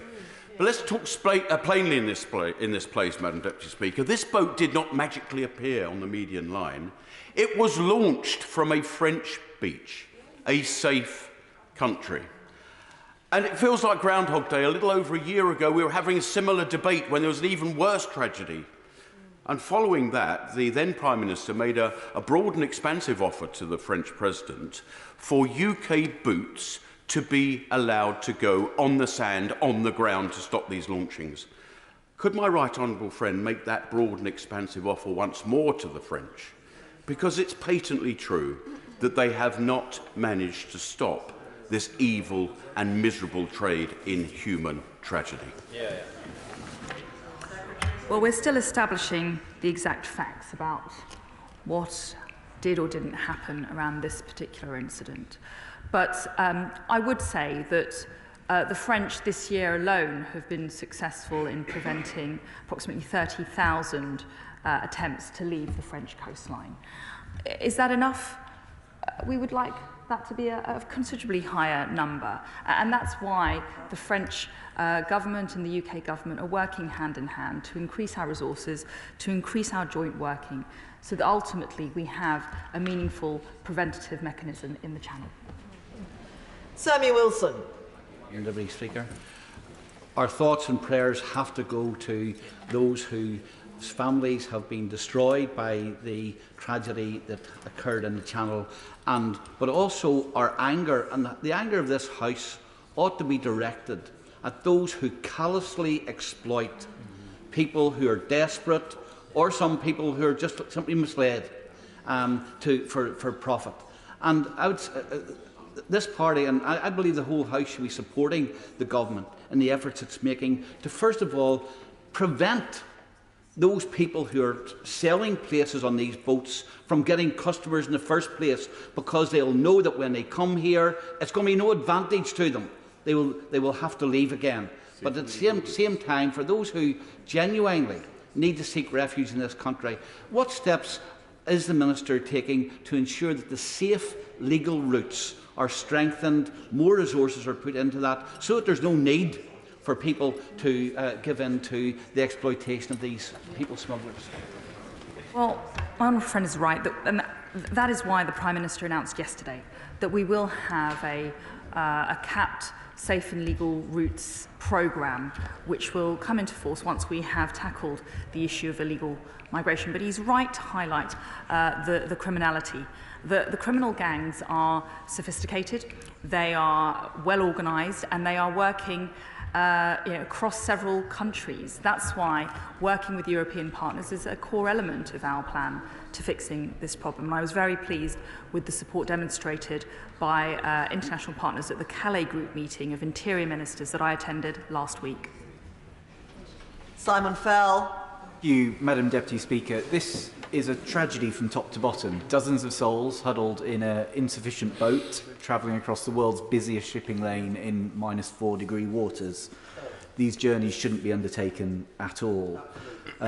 Our thoughts are obviously with those who've lost their lives and those who are fighting for their lives right now, but I'd also like to pay tribute to those who are working in the Channel, keeping people safe and picking them up when these boats do capsize. We met some of them in our work in the Home Affairs Committee.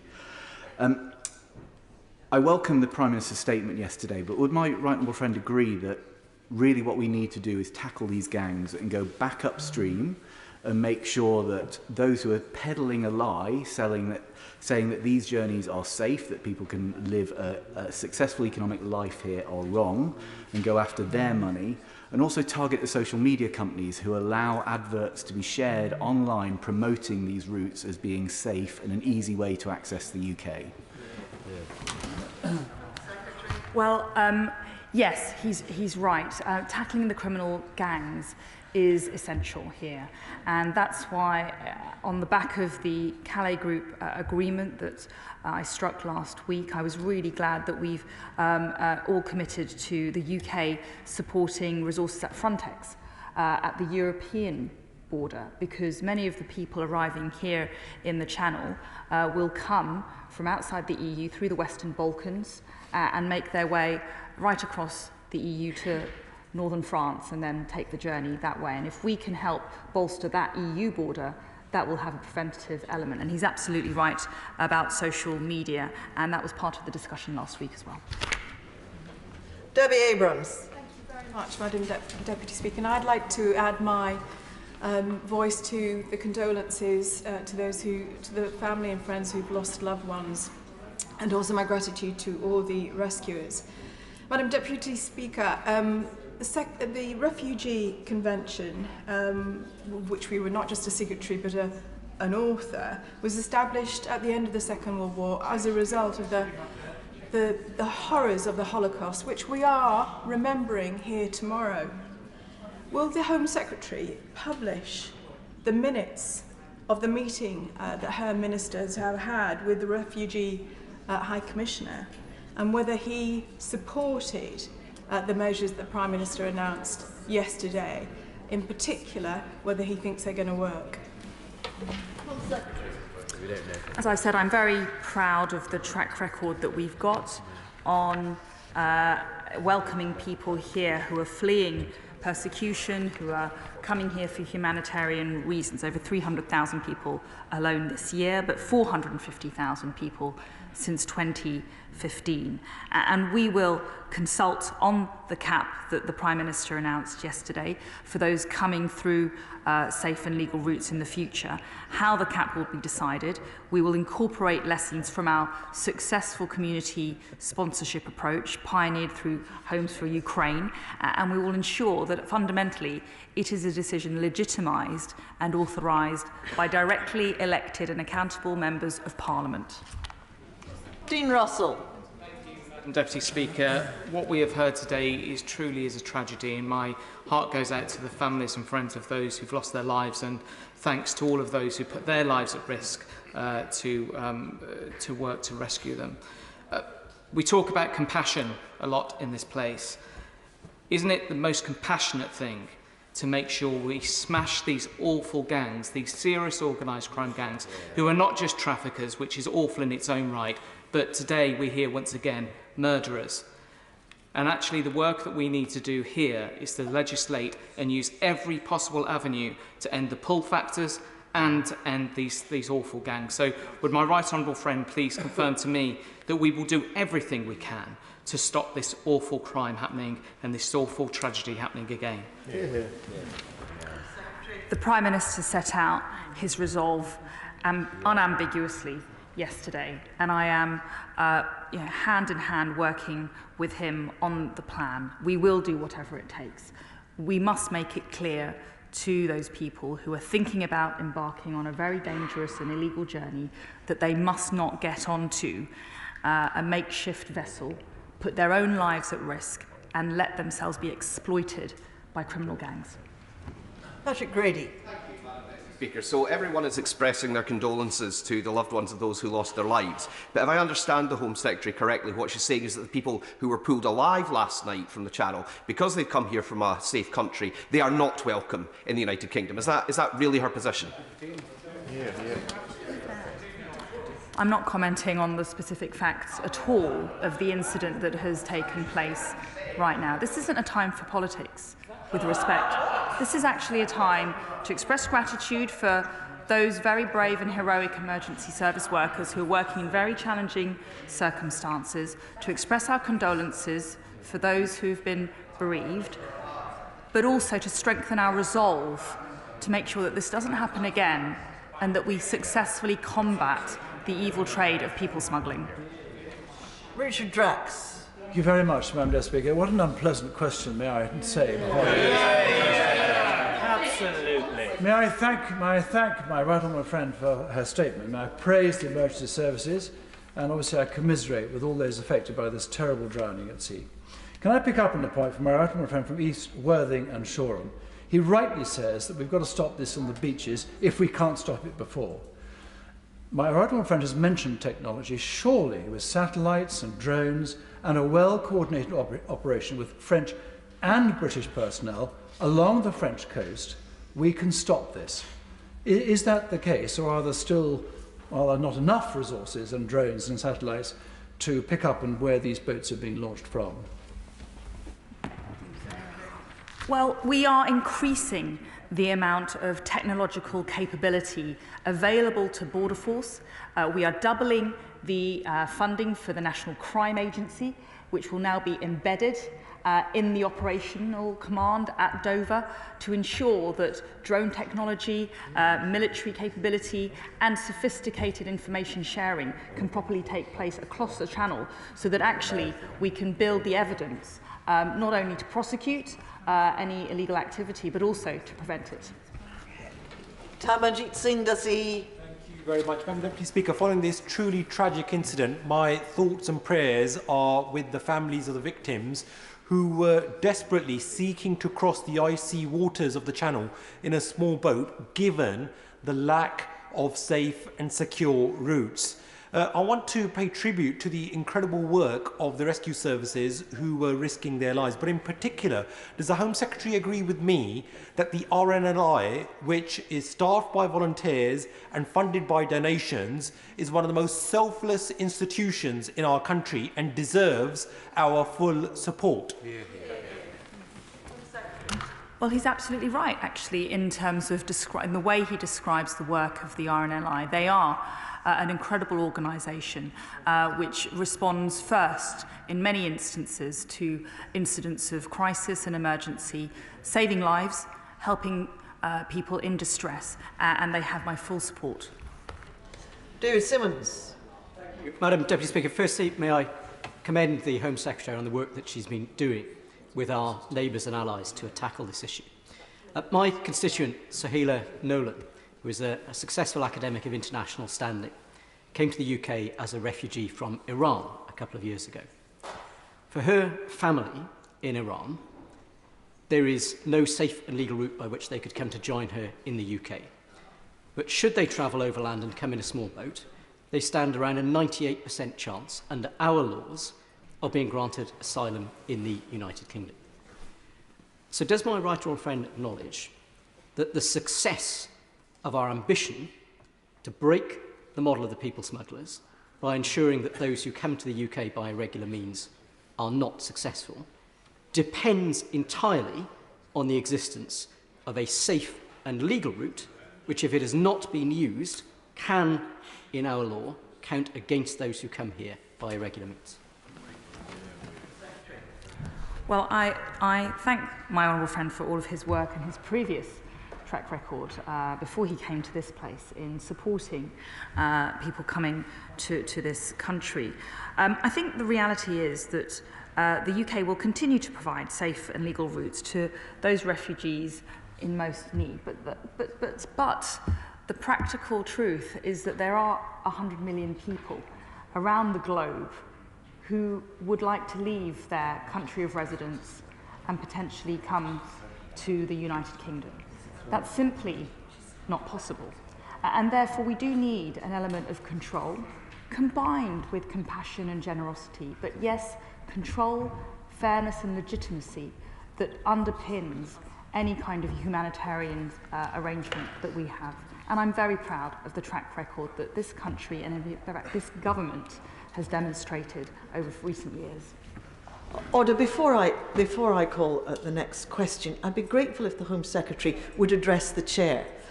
When she addresses the House with her back firmly to the Chair, it's not only discourteous, but we can't hear her. And it would be very good if she would face the right way. Also, I must say, we have time this afternoon, but we could go a little faster. This is a sombre and serious matter to be considered, but that doesn't mean that it can't be done at a pace. Rachel Maskell.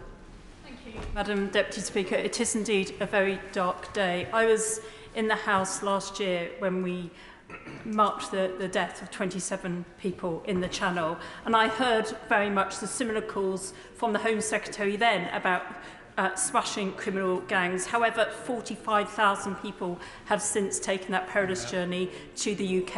It doesn't work, it only pushes people into the hands of people traffickers. So when will the Home Secretary acknowledge that she has to create safe and legal routes for people to come to the UK to avoid more tragedy? Well, we have made some progress in tackling the illegal crime gangs. And since the Nationality and Borders Act, the number of prosecutions for new offences has increased considerably by over 200%. that act, of course, created new offences relating to people smuggling, illegal arrival and entry, and facilitation. And both of those new offences have been used considerably by our enforcement agencies. Rachel McLean. Thank you, Madam Deputy Speaker. And may I thank the Home Secretary for her statement, and my constituents would also like to add their prayers for those affected, and we would also like to thank the emergency services. Madam Deputy Speaker, somebody sold a desperate person a passage in a boat. Somebody encouraged that person to get into a boat on a freezing cold night when the seas were of an appalling temperature. Somebody did that knowing that that person they took the money off, thousands of pounds, could die. That is where our anger should be directed, and it rightly is. So can she update the House on what more she can do working with the French in those camps, providing practical advice and some messages warning people about the dangers of making that journey? And when does she think that kind of work can start to take place? My honourable friend is absolutely right to highlight the need for greater action to disrupt the criminal gangs, particularly upstream and in the way that they advertise and communicate with the people who they're exploiting. They use social media considerably to propagate a lie, to fuel this illegal trade, and they are shameless and reckless indeed in their behaviour, selling a journey in life-threatening conditions, putting people's lives at risk and causing nothing but misery. They must be stopped. Stella Creasy. Thank you, Madam Deputy. I think all of our hearts were broken when we saw the news this morning, and also grateful for the emergency services being able to save some of those people in the boats. But further to the question from the member from Ruislip, 15% of those in the small boats are from Iran. And many of us across this House have expressed solidarity with those people speaking up for their basic rights and facing persecution, whether for their religious or their political views. So the Home Secretary needs to set out exactly, and we need a straight answer to this question, how one of those brave people in Tehran or Mashhad, where we've had executions this week of people, can come to the UK safely to be with a family member. Explain, Home Secretary, they deserve that. You can't just simply say, sorry, we're full up. Well, as I've said on several occasions, I'm very proud of the track record that we've demonstrated not only since 2015, but actually this year, with over 3,000 people coming here for humanitarian reasons. And there are several mechanisms through which people can get here, whether that's the UN resettlement scheme, whether that's family reunion, or whether that's the mandate resettlement scheme. Those people who are genuinely in need, and if they meet our criteria, will be supported in the United Kingdom. It's something I'm proud of. Paul Bristow. Madam Deputy Speaker, Peterborough supports more asylum seekers and refugees than any other city or any other place in the east of England. We are a caring city. This tragedy in the English Channel will affect communities hard in Peterborough. But doesn't this awful incident demonstrate on compassionate grounds the need to stop the boats, destroy the business model of the people smugglers, and save lives? That is why we will be bringing forward legislation to make it clear that if you are coming here on a small boat illegally, you will be detained and you will be removed. That is not just the right thing to do, that is the compassionate thing to do. Kristen Oswald. Madam Deputy Speaker, the Home Secretary herself has just described this journey as a lethally dangerous endeavour. So how desperate does she think that the people making that journey must have been to attempt it? I think that the weasel words that she's been using about dealing with a safe and legal route after dealing with the people smugglers are shameful. I think that the UK government's approach to this issue is dehumanising. It is wholly inadequate. And I would ask her again to think very carefully about why these people are making this journey and how safe and legal routes can be provided now. Hear, hear. I'm not going to lower my standards to lower myself to the standards that the honourable lady invites me to by making this about political point scoring. This is, as I've said, a tragedy. It's a human tragedy that transcends politics. We are all united in our sympathy and our condolences, and we want to make sure it never happens again. That's the aim of this government, and it should be the aim of the honourable ladies. Marco Longhi. Thank you, Madam Deputy Speaker. Madam Deputy Speaker, today's awful tragedy is one many of us predicted. Members in this place are very keen to blame gangs, but it is actually members in this place and their zeal to showcase their altruism who are preventing us stopping the boats on their perilous journeys by not replacing aspects of the Human Rights Act that does not work for us, or even exiting the ECHR. Let us remember this, Madam Deputy Speaker. These are people who willingly put themselves in harm's way, and criminal gangs would disappear if demand for their services went. When will we, Home Secretary, make the Rwanda plan work?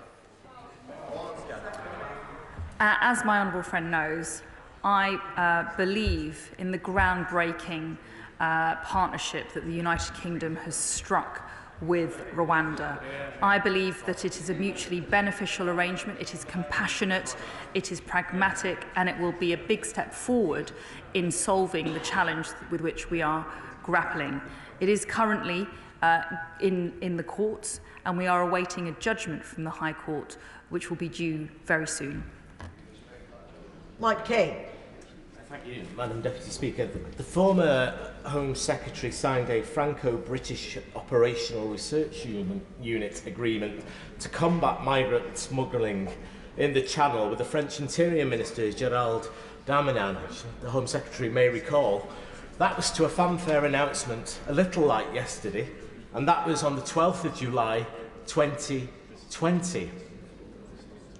Does the Home Secretary consider that agreement a failure?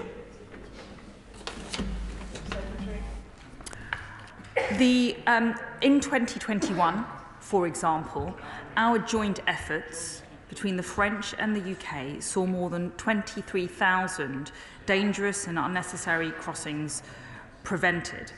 This year alone, that figure is 31,000. The UK-France Joint Intelligence Cell has dismantled so far 55 organised crime gangs, and it's secured over 500 arrests. We would, of course, like to go further, but that's a good start. That agreement was a failure. Scott Benton. Thank you, Madam Deputy Speaker. This country has led the way in providing safe and legal routes for those in genuine need, most notably those fleeing from Ukraine and Afghanistan. However, does the Home Secretary agree with me that it would be completely impractical for asylum claims to be made directly to the UK from any country in the world, as our system would simply be crushed under the weight of tens of millions of claims from economic migrants from every corner in the world?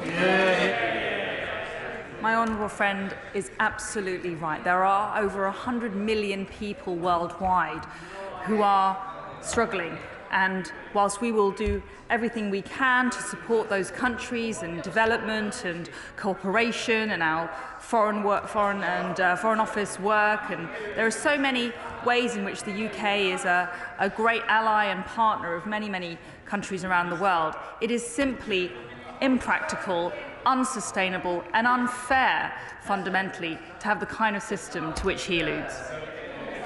Stuart C. MacDonald. Thank you, Madam Deputy Speaker. Yesterday, the Prime Minister rather skirted round the issue of whether UNHCR had been consulted on this plan. But the United Nations High Commission for Refugees have since described the Home Secretary's plan as, and I quote, a troubling step away from a commendable humanitarian tradition, and one which would undermine the global refugee system at large and would be a violation of international law. So why did she not consult UNHCR, and why is she setting out to undermine the international system of refugee protection? Well, I know we disagreed over the issue of leaving the European Union, but one reason that I voted to leave the European Union was to take back control of our borders and our migration policy, to restore sovereignty and supremacy to this Parliament on how our migration policy should be run. It is for this Parliament and directly elected people running this country to make the decision on how we should run our migration policy, who should come here, and how we apply our humanitarian arrangements. Flora Anderson. Thank you, Madam Deputy Speaker. And I share the shock and grief of the whole House at this tragedy. 3 years ago, I was elected, and in my maiden speech, I talked about child reunion of unaccompanied asylum-seeking children seeking refuge here. Within the EU Withdrawal Act, I was told by ministers it should be in the Nationality and Borders Act, but it was rejected within that. In the light of this tragedy and the shocking situation of many unaccompanied asylum-seeking children having to get into boats, but many being stranded in camps, will the Secretary of State look at the very relatively small numbers of these children who have family members here and could have a safe and legal route, but currently don't? Well, whenever children arrive, and indeed unaccompanied asylum-seeking children arrive in the UK, they are provided with considerable levels of support, funding and care, and we ensure that their safeguarding is a priority for them and for us. Carol Monaghan. Thank you, Madam Deputy Speaker. Rhetoric in this is so very important. And that's why it's so disappointing when I expected the Home Secretary this morning to tell us about the incident, tell us how many people were still missing, tell us what was happening to the survivors, how they were being supported. That instead we heard words like enforcement and deterrent. We've heard a lot about safe and legal routes this morning. Well, I have a constituent whose sister and brother were in Afghanistan. The brother, unfortunately, was executed by the Taliban 2 months ago for the work he did with the British forces. The sister worked with an NGO working for women's rights and girls' education. The sister does not qualify for any safe and legal routes. How should she seek asylum in the UK? Well, we have set up 2 specified schemes for Afghans. We have the Afghan Relocation Assistance Policy, ARAP, which is an uncapped relocation scheme for Afghans who directly supported the United Kingdom government and military efforts in Afghanistan. And so far, approximately 11,000 people have arrived in the UK through that scheme, and there are many more who've come through other schemes relating to Afghanistan. Beth Winter. Deputy Speaker. This truly heartbreaking tragedy comes immediately after the Prime Minister's tub-thumping stop the boats statement yesterday. This government's policy is cruel, inhumane and puts people at risk of danger, exploitation and, as we tragically saw last night, death. It's clear that to stop deaths in the Channel we need safe routes to claim asylum. So will the Home Secretary consider proposals being made by a number of agencies, including the Home Office's union PCS, such as a safe passage visa? And will the Home Secretary meet with representative PCS union to discuss this and other effective and humane recommendations contained in a Safe Passage for Refugees report? What is cruel and inhumane is desperate people being conned into a trick to hand over large sums of money, make a treacherous journey on land and on sea, in the hope, the fruitless hope of a better life in the United Kingdom. That is not lawful, it is not moral, and it must be stopped. And finally, Jim Shannon. Thank you, Madam Deputy Speaker. Can I first of all offer my sympathies to the families who grieve today for their loved ones, and can I also thank the Secretary of State for her endeavours to find a solution to the problems. I note yesterday that the Prime Minister referred to a deal with the French with more boots on the ground patrolling the beaches, more boats in the sea. Can I ask what teeth are behind the patrols to get at the organised criminal gangs and put them in prison, no matter the level of their participation or involvement in this disgusting money-making schemes that have led to death, injury and pain for innocent people? Well, there is a huge amount of operational collaboration pursuant to the New Deal that I agreed with my French counterpart last month, and that will see, for the first time ever, UK Border Force officers side by side with French kind of Border Force equivalents, looking and analysing, sharing intelligence and working hand in hand to combat, prevent and intercept the departures from France. Thank you. Point of order, Yvette Cooper. Thank you, Madam Deputy Speaker. Point of order. The Home Secretary did not address my question about the accuracy of what the Prime Minister said in the House yesterday. It obviously matters for us to have accurate information. In response to the question from the member for Hulton, the Prime Minister said that his target was to eliminate the initial asylum backlog of 117,000. An hour later, number 10 said the target was 92,000. The Home Secretary will probably be aware that we assume the 117,000 is the figure that applies to the main applications, the backlog of initial main applications, including dependents. That figure for the backlog is in fact 143,000. So we do need some clarity over whether it is the 117,000 the Prime Minister told the House, or 92,000 or some other figure. And obviously if the Prime Minister has not given accurate information to the House, we would expect that to be clarified and corrected swiftly by number 10. Well, I thank the Right Honourable Lady for her point of order, and I have no doubt that it has been heard by the Home Secretary herself and her immediate colleagues. As the Honourable Lady, the Right Honourable Lady knows, the accuracy or otherwise of what is said by any member of this House is not a matter for the Chair, but it is a matter for the Chair to ensure that if there has been a discrepancy in the presentation of statistics, that discrepancy should be corrected at the earliest opportunity. And I have every confidence that the Right Honourable Lady, having pointed out her alleged discrepancy in the presentation of statistics, that matter will have been taken seriously by the ministers on the Treasury bench, and that if there is a discrepancy to be corrected, that I have every confidence that it will be done in a timely fashion. Thank you. I don't need any further advice. Thank you. I think I've put it quite clearly. Presentation of Bill. Tim Farron. Green Jobs Definition and Promotion Bill. Second reading. What day? 24th of March 2023, Madam Deputy Speaker. 24th of March 2023. Thank you. And so we come to the 10-minute rule bill. Jonathan Gullis.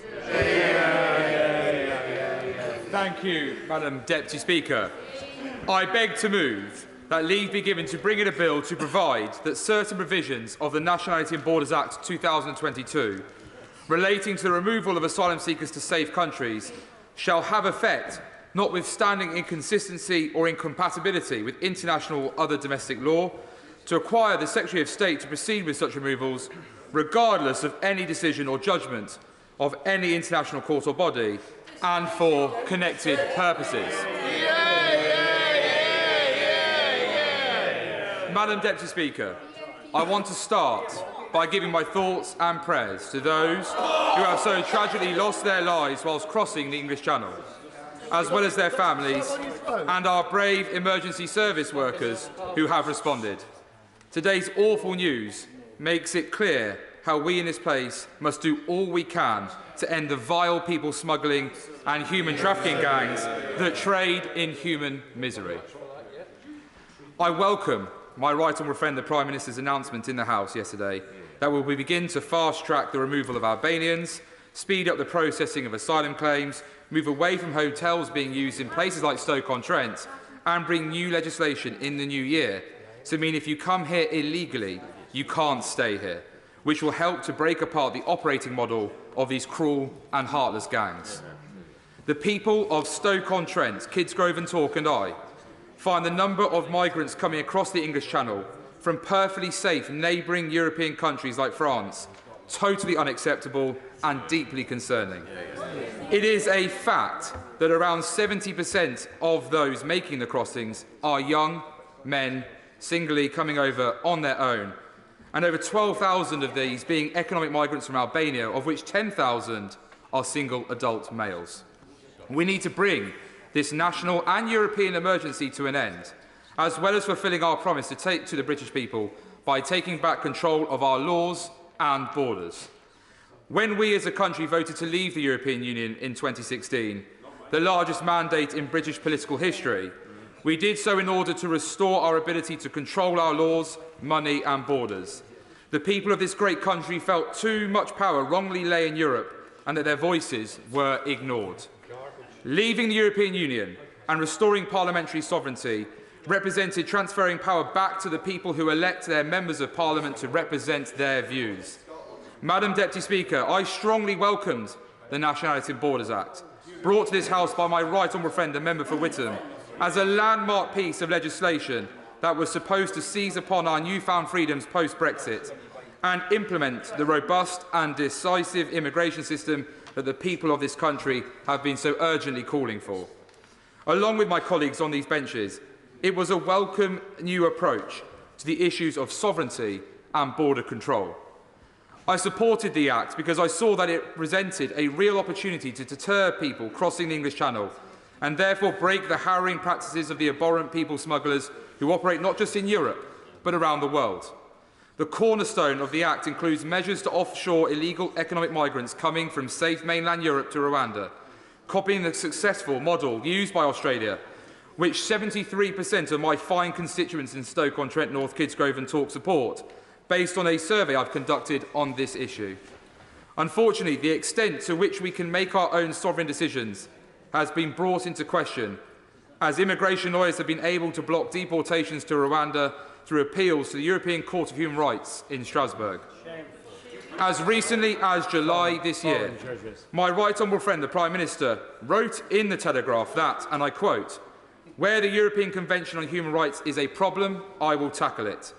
We voted to leave so that we could be a sovereign nation. The ECHR cannot inhibit our ability to properly control our borders, and we shouldn't let it." According to Immigration Enforcement's National Audit Office, only 48% of enforced returns went ahead as planned, due to legal challenges emanating from the European Court of Human Rights, preventing the other 52% from going ahead. I agree with the Prime Minister that the European Court of Human Rights should not use their political interpretation of our laws to undermine the will of the British people. As do the respondents in my local survey, Madam Deputy Speaker, of which 68% agree that we should ignore the European Court of Human Rights like we did with the giving rights to prisoners on votes. My right honourable friend, the member for Halton Price and Howden, introduced a motion back in 2010 around the right of prisoners to vote in general elections. The European Court of Human Rights at the time ruled that banning prisoners from voting was a breach of their human rights, contrary to decisions made in this House. My right honourable friend and this House forced the then government to block it. The purpose of my bill today is to move a similar motion in relation to offshoring illegal economic migrants, giving us total control over our laws and borders, fulfilling the promises we made to the people of this nation in 2019. I personally think we should seriously consider our position as a member of the ECHR. The Centre for Policy Studies report reflects this view, stating that as long as Britain remains a signatory to the Convention and bound by the jurisdiction of the European Court of Human Rights in Strasbourg, governments will be prevented from adequately enforcing immigration laws. Although we have left the European Union and restored powers back to this House, the democratically elected institution which the British people instill their faith into, it shouldn't be blocked any further from being able to defend our borders and enforce our laws, such as processing illegal economic migrants in Rwanda.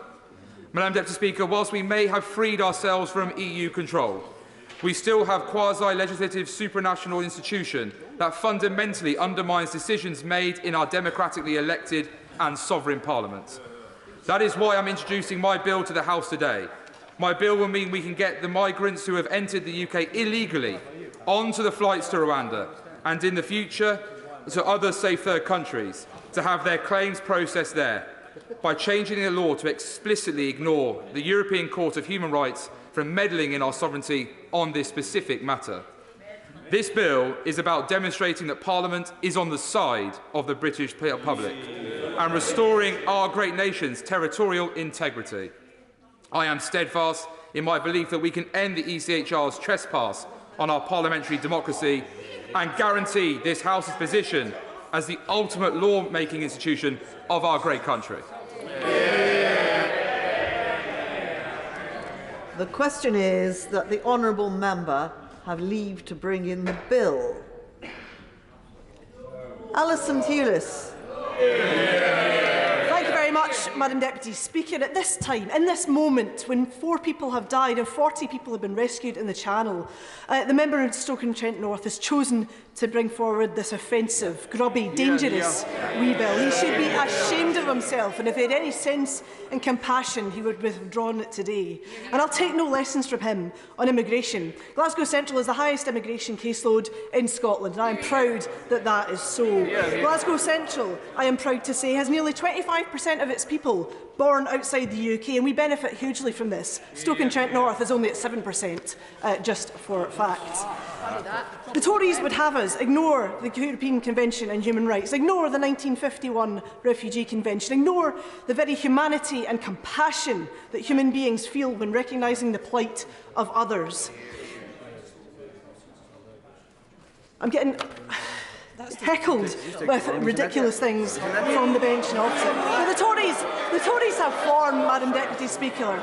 The Tories have form in breaking international law in limited and specific ways, and they want to do so again with this bill today. And I can only assume, Madam Deputy Speaker, that the member from Stoke-on-Trent North has never met anybody who has fled war and conflict. He does not understand the desperation that drives these journeys. His bill dehumanises others, fellow human beings, and the only way he can do this is by not having the compassion to listen, or indeed the imagination to feel what it must be like to stand in their shoes. And I see that week in, week out at my surgeries. This is not what Scotland wants to see, Madam Deputy Speaker. From the Glasgow girls, including Councillor Rosa Sally, my friend, and the Glasgow grannies, Jean Donaghy and Noreen Rials, who stood up against dawn raids in Glasgow in the mid-2000s, to my constituents in Kenmure Street, standing up for their neighbours and preventing their removal. We understand on these benches the plight of our fellow human beings, and we know that we should treat them with the dignity that we would expect if we happened to be in their place. He talks about the Australia model. Well, that Australia model failed. It cost, Manus Island cost over £1 billion a year to run, and it closed in 2017. That model failed and was hugely expensive. Talking tough and acting tough is no deterrent, because they all said that the hostile environment would do it. It demonstrably failed. Then the Nationality and Borders Act would deter people, yet the small boat crossings are still happening, as we have seen so tragically today. And yet we need more, harder, tougher legislation. It will also fail, I can tell them that now. Because it will fail because the people making these journeys are desperate. They are desperate to get here for safety, for family ties, because they know what has happened to them has been so horrific that they will run and keep running until they get to a place of sanctuary and safety. And the member talked about men. Men are also, they should listen to this, the men in the benches shouting, men are also vulnerable. Men who are forcibly recruited and asked to fight. Men who are forced to rape their family and their neighbours are vulnerable. They know that they do not want to do that. And men who we have an obligation to and a duty to in this country, men made vulnerable because they supported US and UK activity in Afghanistan. As the Afghan interpreters have told me, we are here because you were there. Madam Deputy Speaker, in his statements in this matter, the Prime Minister refused to confirm his commitment to the European Convention on Human Rights or the Refugee Convention. The Home Secretary, she's chuckling away there, and she ducked this as well today.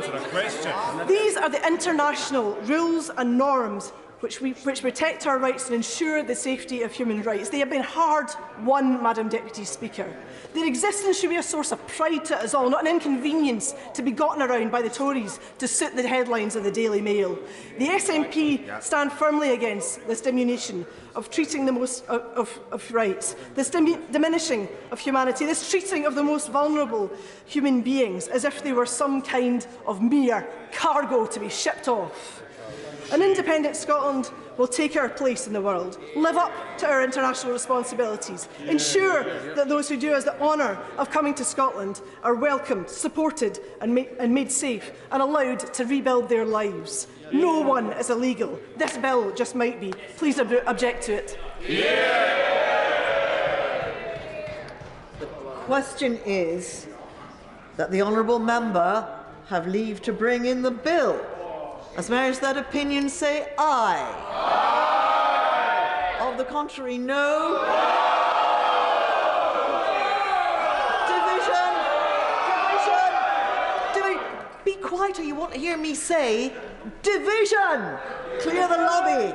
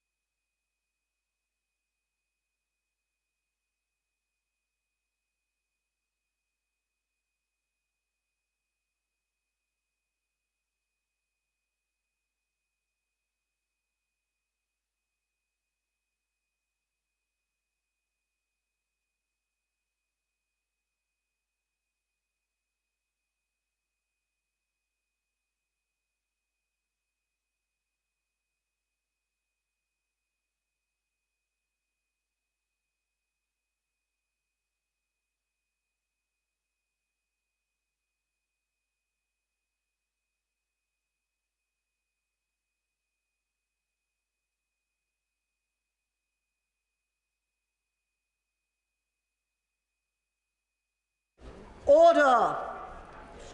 The question is that the honourable member have leave to bring in the bill. As members that opinion say aye. Aye. Of the contrary, no. No. Tell us for the ayes, Mark Jenkinson and Craig McKinley. Tell us for the noes, Marion Fellows and Peter Grant.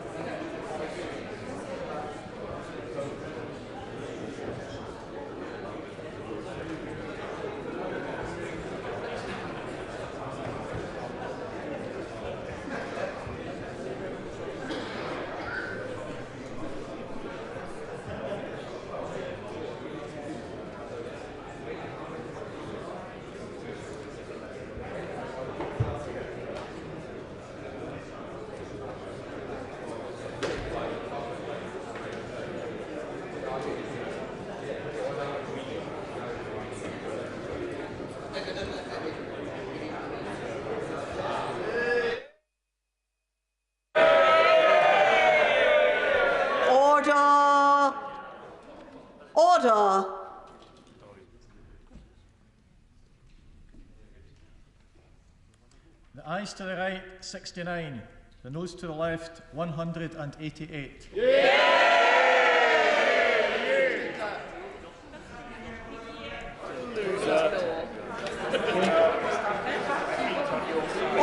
Order!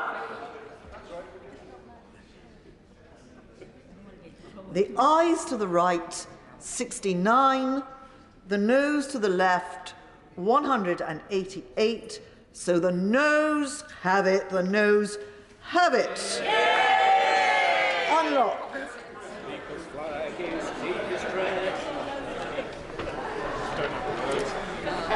We now order. If people are leaving, will they leave quietly and quickly, please? We now come to the general debate on Ukraine, but I understand that it is not to be moved. Not moved. The general debate on Ukraine is not moved. Therefore, in anticipation of the imminent arrival, it really is really rude to keep on talking when there are things being said from the chair. In anticipation of the imminent arrival here in the Palace of Westminster of His Majesty the King, the House is now suspended until 4 p.m. or as soon as possible thereafter. The division bells will ring a few minutes before the resumption of the sitting. Order! Order!